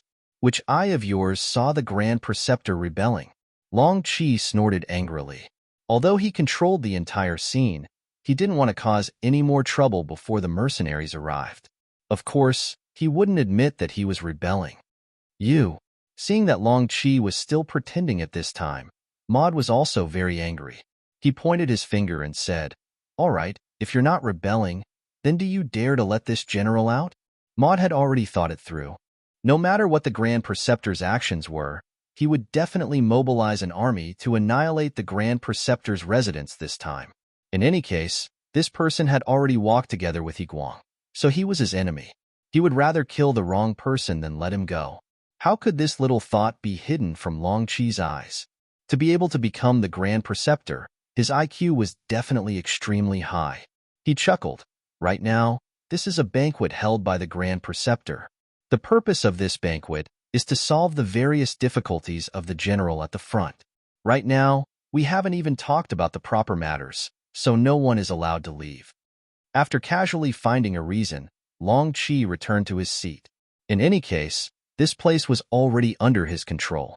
It was impossible for Maud and his 4 personal guards to kill their way out. Come, everyone drink. Don't let such a small matter affect everyone's elegance. As he spoke, Long Qi really raised his cup to everyone. At this moment, he had no choice but to lower his head under the eaves. After a moment of hesitation, the other ministers raised their cups one after another. In their opinion, no matter what the outcome was, falling out with the Grand Preceptor now would not result in a good outcome. Didn't you see that more and more soldiers were appearing in the surroundings? Each of them held a large blade in their hands and had a fierce look on their faces. It was as if they would fight and take someone's life at the slightest disagreement. In order to stabilize these officials, he didn't want them to cause trouble. Long Qi had specially borrowed 500 soldiers from Yiguang. With these 500 people, it was enough to stabilize the situation here. Maud was still angry in his heart, especially when he saw that the soldiers who appeared were actually from the king's guard. Long Qi's heart was as clear as day. However, it was precisely because of the appearance of these people that he had no choice but to cower. This was because what he saw in the eyes of these soldiers was not the reverence of seeing their general. Instead, their faces were filled with killing intent. Relying on nepotism to get to the top, it was naturally easy for Emoda to use his connections to intimidate others. He could even act out his true colors.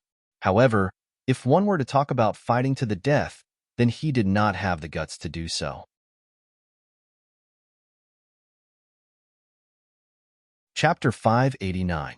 In the end, Maud obediently returned to his seat and sat down. Since even he lowered his head, the other ministers did not dare to provoke him. They all forced a smile and acted as if they did not see the changes in their surroundings. This was exactly what Long Qi wanted. He chuckled and continued to chat with everyone, but he did not mention anything about the issue of providing security for the soldiers. Fortunately, everyone could see that this was to imprison them. Since that was the case, as long as they behaved themselves, they should be able to keep their lives. At the North City Gate, the torches outside circled 3 times, and the torches on the city tower circled twice before the gates opened. The 3 regiments of the Longfeng Battalion suddenly appeared like ghosts in the night and entered the city through the open city gate. With a high-speed bicycle, Wu Shang brought the 3 regiments to the outskirts of Wanxiang City in the morning. They even had a chance to catch up on sleep and eat before entering the city energetically. The 3 regiments of more than 1,000 soldiers were like a silent giant dragon. Other than the sound of their orderly footsteps, there was no other movement. Just this aura alone was enough to scare many of the Lansong soldiers. As they walked, the 3 regiments divided their soldiers. For example, they left a platoon of soldiers behind at the East City Gate that they were allowed to enter. The creed of the Longfeng Battalion was that they could trust their officers and comrades, but they would not easily trust others. For places like the city gate that could be attacked or retreated, it was better to leave their own people behind to make them feel more at ease. Political Commissar Chan, I will have to trouble you to make a trip to the Grand Tutor's residence and settle the matters there. 3rd Battalion Commander, you are in charge of taking over the treasury, armory, and granary in the city. There must not be any accidents. Wu Shang walked forward with large strides while giving orders to the Political Commissar and 2nd Battalion Commander Chen Bo and 3rd Battalion Commander Chang Chun. This was originally a plan that had been discussed outside the city. The two battalion commanders naturally agreed and nodded before starting their own operations. As the regiment commander, Wu Shang led his men straight to the palace. The moment they entered the city, the agents of the security bureau rushed over to lead the way. As long as the target was pointed out, there would not be any mistakes.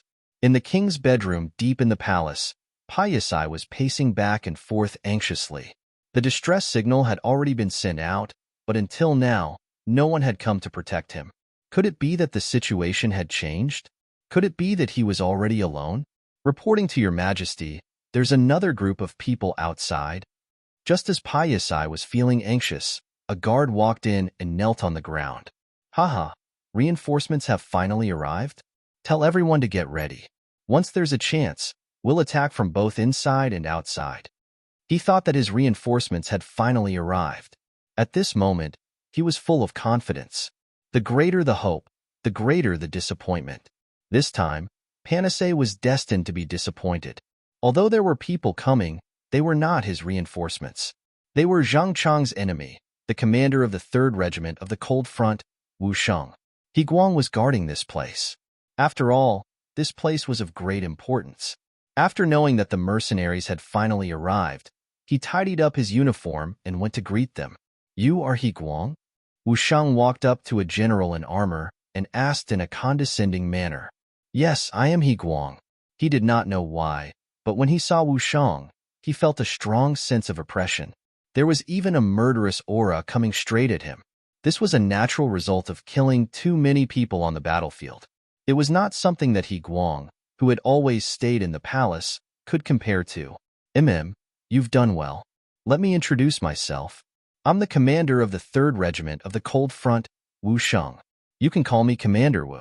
Oh right, how's the situation? He continued to ask as he walked, but his eyes were observing the surroundings intentionally or unintentionally. Although the Security Bureau's intelligence said that He Guang was trustworthy, before the overall situation was settled, he should not let his guard down. When he heard that the other party was the commander of the Cold Front, He Guang immediately felt his aura weaken. In the past few days, he had learned about the mercenaries from various sources. He also knew that the Cold Front was the most powerful force among the mercenaries. Now that a commander had appeared, how could he not be nervous?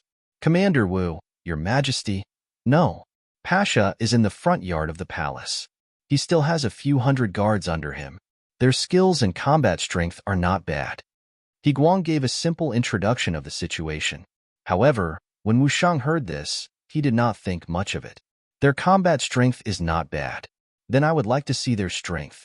Come, where is the commander of the 4th Company? I'll give you 2 incense sticks time to beat them into submission. If you can't complete the mission, you're not allowed to eat meat for a week. Yes. As soon as he shouted, a loud voice answered. Then, a team of 100 people separated from the main force and approached the palace. All right, the 4th Company is the lowest company of the 3rd Regiment of the Cold Front. It's not the strongest, Wu Shang said casually when he saw the 4th Company respond. This was a low-key show-off. However, He Guang still could not understand the meaning of this sentence. After all, the 4th Company had not shown their prowess yet. In his eyes, whether they were the strongest or not was not clear. However, it was only when the real battle began that he understood. Especially in the dark night, when he saw the flying flames and deafening gunshots. Most importantly, the scene of people falling to the ground in the depths of the palace shocked him completely. With He Guang's strength, it would not be too difficult for him to eliminate these 500 people, but it would not be so easy. How was this a battle? It was a massacre. Every time a gunshot rang out, there would always be people falling to the ground. It was as if a spell had been cast on them. It was incomparably accurate.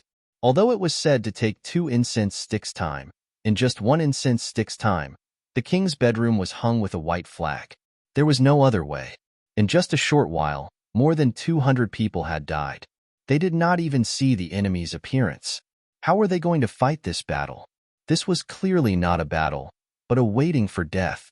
He Guang's face was filled with shock. He wondered what would happen if he were to be the one leading the army. Wu Shang had said that this wasn't their strongest attack. Wushang had said that this wasn't their strongest attack. He Guang's face was filled with shock. He wondered what would happen if he were the one leading the army. It seemed that no matter how he thought about it, he could not change the outcome of being slaughtered. He Guang's expression changed drastically. All of this was seen by Wu Sheng from the corner of his eyes. He could not help but laugh. He had already learned from the security bureau that this He Guang would become a general like Hong Jin. If he did not beat him up once and for all and subdue him, it was inevitable that some unexpected problems would occur in the future. Presumably, after experiencing what happened today, He Guang would have to think carefully about any thoughts he had. The white flag was hung high, and the gunshots stopped.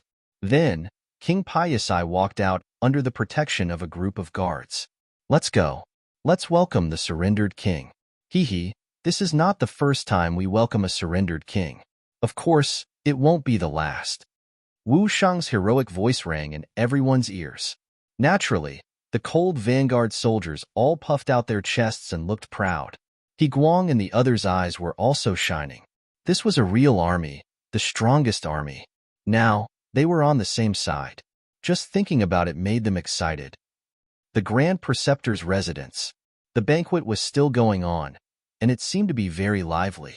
There was no other way. They were already surrounded, and their lives were already in the hands of others. If they did not drink now, when would they? Of course, no one would be stupid enough to really get drunk. After all, to them, drinking at this time was also a kind of mission, or even an act. Ba ba ba. Ba ba ba. Suddenly, concentrated gunshots came from the streets outside the mansion. It was the sound of the 3rd Battalion attacking the treasury, the armory, and the granary. As soon as the gunshots rang out, the banquet hall naturally heard it. Some people could no longer sit still. There was no movement. He could still pretend to be an ostrich and pretend that he did not know anything. However, gunshots rang out. How could he pretend? Emoda suddenly stood up. Because his movements were too big, he actually knocked the pot of wine in front of him to the ground. However, he did not feel it at all.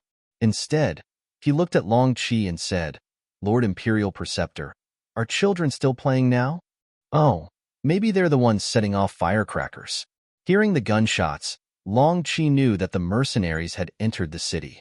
At this moment, Long Qi's heart calmed down. When he looked at Emoda, he was naturally even more fearless. You're bullshitting.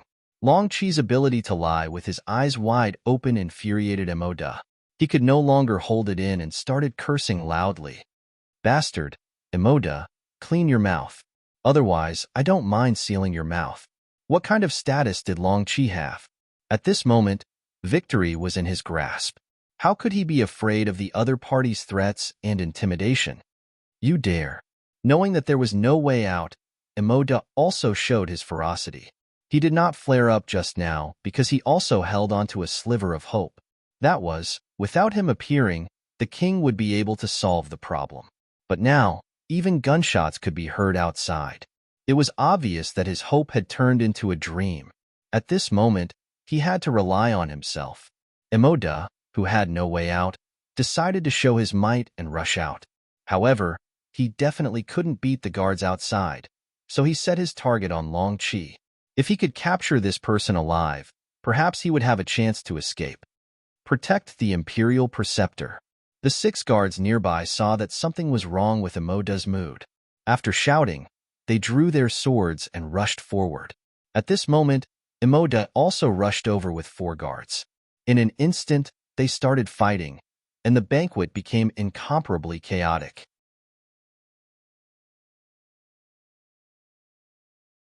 Chapter 590.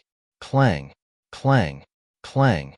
5 against 6, they were actually locked in a stalemate. There was even one time when Emoda's broadsword almost slashed Long Qi's body, causing him to retreat and shout, Someone, stop this madman. There was no need for Long Qi to say anything. A group of soldiers from afar had already rushed over and surrounded Emoda's group of 5. They looked like they would not be able to escape even if they had wings. Seeing that more and more soldiers were surrounding him, Emoda's expression became even more unsightly. Knowing that if this continued, he would definitely die here today. He looked at the ministers who had come to attend the banquet and suddenly shouted, What are you all doing? Can't you see that Long Qi is rebelling? Do you know that it's a felony to not report what you know? Let's not talk about whether he has already given you any benefits. If you fail, have you thought about the consequences? Emoda's shout was like a thunderclap that struck the ministers. That's right. The Imperial Advisor's rebellion had already become a fact. But what were they? Which side were they on? Did they agree to rebel? They didn't do that? No one even promised them any benefits. Immediately, many of the ministers stood up and looked at the Imperial Advisor Long Qi, clearly wanting an explanation. Of course, the ministers who could come here would not be alone. They would usually bring 2 guards with them. There were about 50 to 60 officials here, and there were more than 100 guards around them. Moreover, those who could follow their masters were generally experts. As soon as they stood up, the servants who had long heard the commotion and ran over to watch the show became nervous. Some of them even reached out to touch their waists, looking as if they would attack at any time. With so many ministers standing up, Long Qi instinctively stood up and retreated. Although it was true that this was his residence and he had made some arrangements, most of the soldiers were in charge of the periphery. The guards around him were not very strong. Other than the few people who had fought with Emoda, there were only 2 guards left. Relying on these 2 people to face the attacks of dozens of ministers, Long Qi did not have such a big heart and good mentality. Long Qi kept retreating, showing his inadequacy. The other ministers saw that there was an opportunity to take advantage of and immediately stepped forward step by step. Some of the more straightforward ones had already shouted, "Long Qi, what are you doing? Were they really going to rebel? But what benefits did the mercenaries give you? Can you share it with us?" This was a question and a request for benefits. Obviously, everyone wanted to hear what the Grand Preceptor would say and what kind of conditions he would offer. Only then would they be able to weigh the benefits and make a decision. Facing the questioning of the ministers, Long Qi had a bitter look on his face. He opened his mouth and closed it again. This time, the ministers were gathered because they didn't want them to disrupt the mercenaries' plan to enter the city and take control of the situation. As for the benefits, there really wasn't anything. Although he would receive 5 million taels of silver from the Duke of Loyalty, that was his own fault. He couldn't take it out and share it with everyone. Furthermore, 5 million taels of silver may seem like a lot, but if these people were to be divided, then how much would be left in his hands? Almost no one was willing to spit out the fat meat that was already in their mouth. Naturally, Long Qi wouldn't either. He retreated while looking at the side door behind him, wondering if he could slip away from there. After all, the mercenaries should be here soon. As long as he waited for a while, the situation would be settled. Watch him. Don't let him escape. Someone saw the side door behind Long Qi and immediately shouted. Then, a few younger officials ran towards the side door, cutting off Long Qi's escape route. Seeing that his thoughts were seen through, Long Qi cursed inwardly. However, because he was older, his speed was limited. It was obviously too late for him to escape. Just as everyone was about to surround Long Qi and demand for an explanation or even openly ask for benefits, a person suddenly walked out from the side door. He was dressed in Han Chinese clothing. He wasn't very tall and looked very ordinary. However, his eyes were too bright. Anyone who saw them would have an unforgettable feeling. The person who came was the 3rd leader of the Security Bureau's Foreign Affairs Department, Yun Quebec. He originally didn't want to come out. After all, the fewer people who knew about his identity, the better. However, he didn't expect that the club-like mod to be so scheming. He knew to use everyone's strength to pressure Long Qi. Seeing that the state preceptor was about to be in danger, he had no choice but to stand out. Otherwise, if Long Qi died here, even if he didn't do it, it was inevitable that people would have such thoughts. This wouldn't be good for them to persuade the ministers of other countries in the future. For the sake of the overall situation, Yun Ke took the initiative to stand out. As soon as he came out, he narrowed his eyes and looked at the ministers of the Lan Tsang Kingdom standing in front of him. Even though he was squinting his eyes, he still gave people a very dangerous feeling. He was like a viper hibernating in the grass, as if he would jump out and hurt people at any time. This feeling made the young courtiers involuntarily step back. "What are you doing? What benefits do you want? Why don't you tell me?" Since he had already walked out, Yun Ke naturally wanted to have the right to speak. Thus, as he spoke, he found the nearest chair and sat down. Then, he played with a small 77 pistol in his hand. Although Skylark had undergone special training when he entered the security bureau, he was not arrogant enough to think that he could fight against a group of people. After all, there were dozens of them. As the saying goes, a gentleman doesn't stand under a dangerous wall. He took out the pistol to protect himself. Of course, it could also be used to intimidate the other party. "Who are you?" Skylark appeared in front of everyone as if they were nothing and exuded a murderous aura. These ministers couldn't understand him, so they asked hesitantly. Originally, he thought that he was in danger, but he didn't expect Yun-Kei to take the initiative to come out. While Long-Chi was grateful, his expression also became complacent. "You asked who he is? After knowing, don't be scared out of your wits. He is the special envoy sent by the Duke of Loyalty and Courage." Special envoy? Listening to Long-Chi's introduction, the ministers looked at each other. Then, everyone had a look of understanding. It seemed that the state preceptor was indeed in cahoots with the mercenaries. Just now, it was just a guess. Now, it could be confirmed. This wasn't beyond everyone's expectations. Now, everyone was more concerned about what kind of power this Mr. Special Envoy had. Could it bring them benefits? So soon, these ministers quieted down. Then, one of them asked, "So it's Mr. Special Envoy. But I don't know what kind of benefits you gave the state preceptor to make him work so hard for the Duke of Loyalty and Courage." This was originally a test. Even if Yun-Kei didn't answer them, these people couldn't say anything. However, in order to stall for time, Yun-Kei decided to answer this question. "Do you want to know that much? Well, then this special envoy will tell you. The Duke of Loyalty and Courage gave the state preceptor 5 million taels of silver. I don't know if this is enough." "What? 5 million taels? It's actually so much. If I were the state preceptor, I'm afraid I wouldn't refuse." Yes. If it was given to me, I'm afraid I won't be able to spend it all in my lifetime. It must be enough." Hearing Yun-Kei's answer, the ministers immediately boiled up. Some of them even completely disregarded their image and unreservedly expressed their envy for the state preceptor. There were even some who directly said that it was enough. Those people couldn't wait to be chosen by the special envoy. Everyone was talking at once. This delayed for a while. Finally, a slightly older and highly respected minister coughed lightly. "What are you all doing? Have you all forgotten your own identity?" This reprimand immediately made many of the ministers' faces turn hot. However, this embarrassment only lasted for a moment. In front of benefits, who would retreat? What was unexpected was that the elder who reprimanded them just now suddenly changed his tone.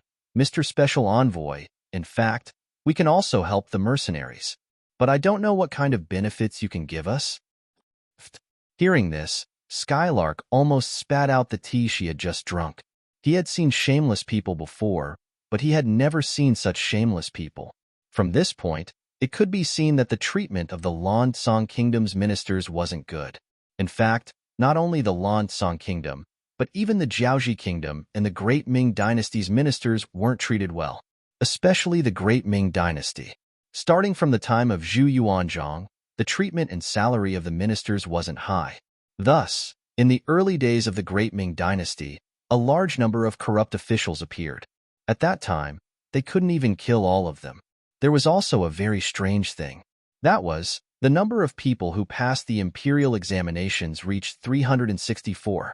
However, in the second year, the number of corrupt officials who were punished also reached 364. In other words, the previous year's imperial examinations all became corrupt officials. This wasn't to say that people were greedy. It was because the salary was too low. It was so low that all the officials couldn't support themselves and their subordinates. Even if they knew the possible consequences of corruption, they still had to do it. In the end, the officials in the early days of the Ming Dynasty were actually not enough. All of this changed in the hands of the other great Ming Dynasty's emperors. But even so, the salary was only enough to live on. Without outside wealth, it was impossible to rely on the salary to make a fortune. In comparison, Yang Chendong was much more generous. The salary that he gave the officials was enough to support their families. It wasn't a problem for them to live a wealthy life. Of course, the anti-corruption aspect was also very strict. I've already given you such good treatment and given you so much power, but you still want more. I'm sorry, but I can only take down greedy people like you and replace you with someone else.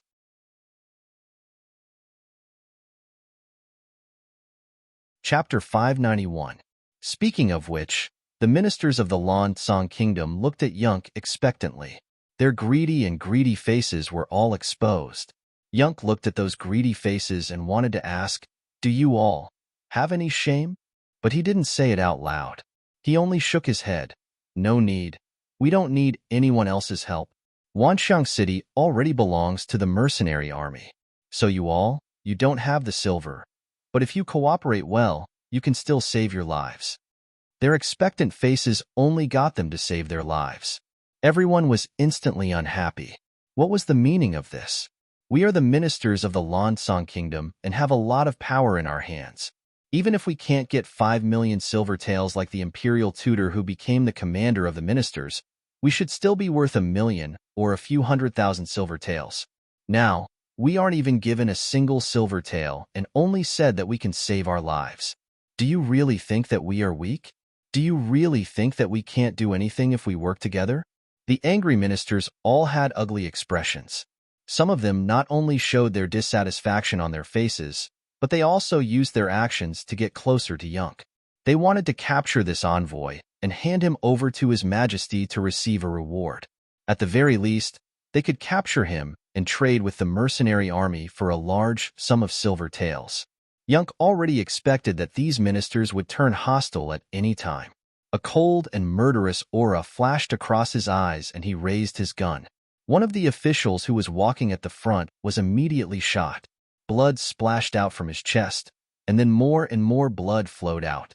Finally, he was forced to the point where he lost all strength and fell to the ground with a plop.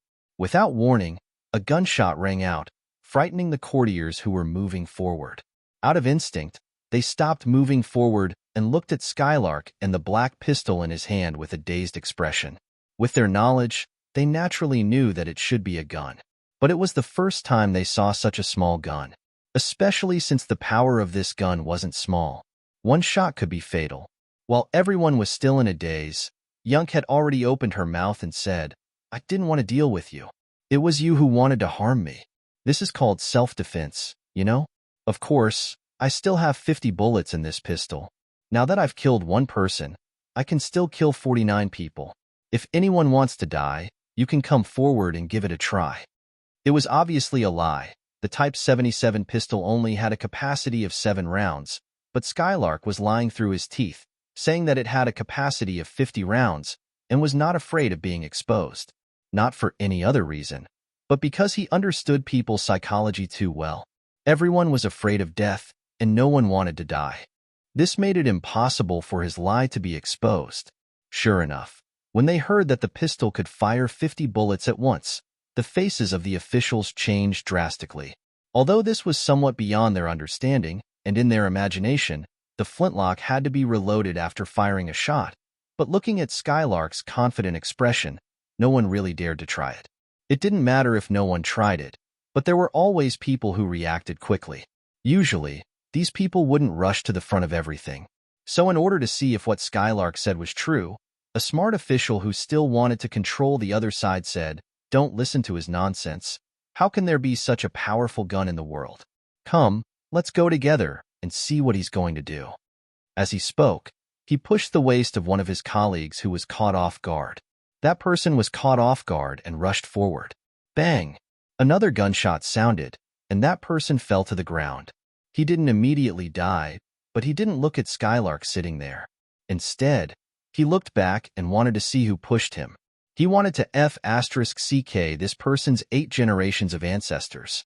Sure enough, it can fire continuously. There were still some officials who reacted a bit slower. They didn't pay attention to how someone had the guts to test the gun. They only saw that the gun was indeed not reloaded before it fired a second shot. I don't believe he can really fire 50 shots. It was still that person who spoke, and then he pushed the other 2 officials beside him. Bang bang! A series of gunshots sounded, and another 2 people fell to the ground. It was only a dozen meters away, so Skylark didn't need to aim at all. He only needed to shoot based on his intuition, and he could hit the target. It really is a good gun. Hey. No, those two people just now seem to have been pushed by someone. The officials finally reacted and finally felt that something was wrong. Immediately, they turned around and looked, and then one by one, they put up a defensive look. 3 scapegoats had already been pushed out, and no one could guarantee that they wouldn't be the next one. For safety reasons, of course, it was better to stay as far away from others as possible. For people had already died, and everyone had a clearer understanding of the gun in Skylark's hand. Really, no one dared to try it. So the smart people couldn't find scapegoats even if they wanted to. At this moment, the situation was deadlocked. Haha, it's so lively. A series of dense footsteps entered everyone's ears, and then a group of soldiers in military green camouflage clothes poured into the Grand Tutor's residence in rows. The one who spoke first was a young man who seemed to have a somewhat scholarly temperament. As these soldiers entered, the Lansong soldiers who were originally responsible for the safety of the Grand Tutor's residence all nervously retreated. Naturally, they had already received the notice that the mercenaries would be coming, but when they really faced them, a strong sense of pressure arose, causing them to have no choice but to retreat. Mercenaries? Is he the loyal duke? When the cold vanguard entered the courtyard, it naturally attracted everyone's attention. Then, someone shouted, and then everyone looked at the leader, 2nd Battalion Commander Chen Bo, with astonishment. Because of the lack of information, not many people in the Lansong Kingdom had seen Yang Chendong before. Unfortunately, some people were lucky enough to see him, but they didn't come back, and this made him a legend. He was young, and he used to be a scholar. This was the most direct impression of him. Chen Bo was very young, and he had a scholarly temperament, so it was no wonder that everyone had such an impression of him and mistook him for the Ming dynasty's loyal duke. Originally, when he heard someone shouting the loyal duke's name, Chen Bo was also startled, thinking that the 6th young master had come here first. However, when he thought about it carefully, he realized that it was impossible. There was no need for him to take such a risk. When he saw that everyone's gaze was focused on him, he immediately smiled and said, "Everyone, the battalion commander, Chen Bo, is much younger than me."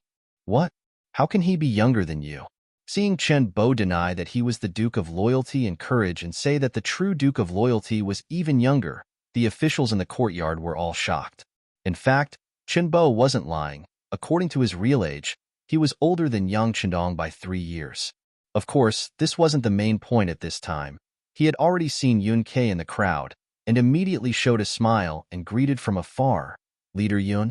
Yun Ke also saw Chen Bo when he and the others entered the courtyard, and he had already stood up from his chair. "Political Commissar Chen, congratulations on your promotion." Chen Bo was no longer a battalion cadre, but a regimental commander with the actual position of political commissar. But for these ruthless people who were used to killing enemies on the battlefield, they seemed to like commanding the army and preferred to be with the frontline army. From this point, Chen Bo preferred to be called battalion commander and not political commissar. But who was Yun Ke? He was the backbone of the security bureau, and he had heard this name from the 6th young master more than once. This was someone that the 6th young master valued highly, and he wasn't part of the military system, so he should be more polite.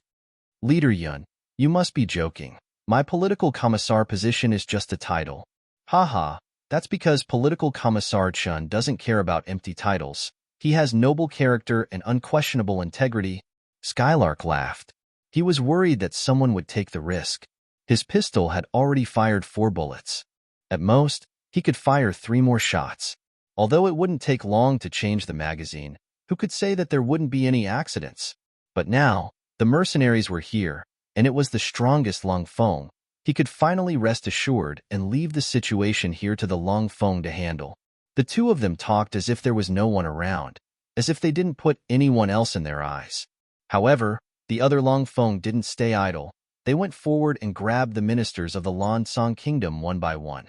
And once they encountered the slightest resistance, they would beat them up without mercy. If these people were Han officials, perhaps the Long Feng would be more lenient.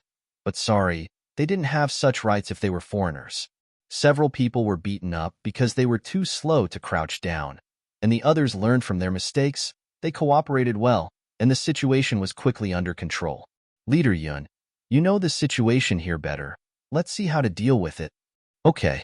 Yun Ke nodded without any trace of politeness. The Long Feng was naturally good at fighting, but when it came to seeing through people's hearts and gathering intelligence, they were far inferior to the Security Bureau. For example, he had a list of names in his hands, which showed the wealth of the captured ministers. Other than Long Qi and He Guang, the other ministers were naturally not so lucky. The situation was set, they didn't work hard before, and wanted to hug the thick thighs afterwards. Sorry, it was all too late. Yun Ke had already received Yang Qindong's secret order to confiscate the wealth of the Lan Song Kingdom's ministers. Of course, he wouldn't be lenient at this moment. In order to make things go smoothly, he first set his eyes on Emoda. Emoda still had some strength. At least he didn't die in the fight just now. He only suffered a knife wound. Seeing the mercenaries appear, he knew that the situation was over. He took the initiative to tuck his tail between his legs, lowered his head, and blended into the crowd. You're tuning in to the Warrior Lore YouTube channel. Don't forget to subscribe and join us on this journey to catch the most captivating stories.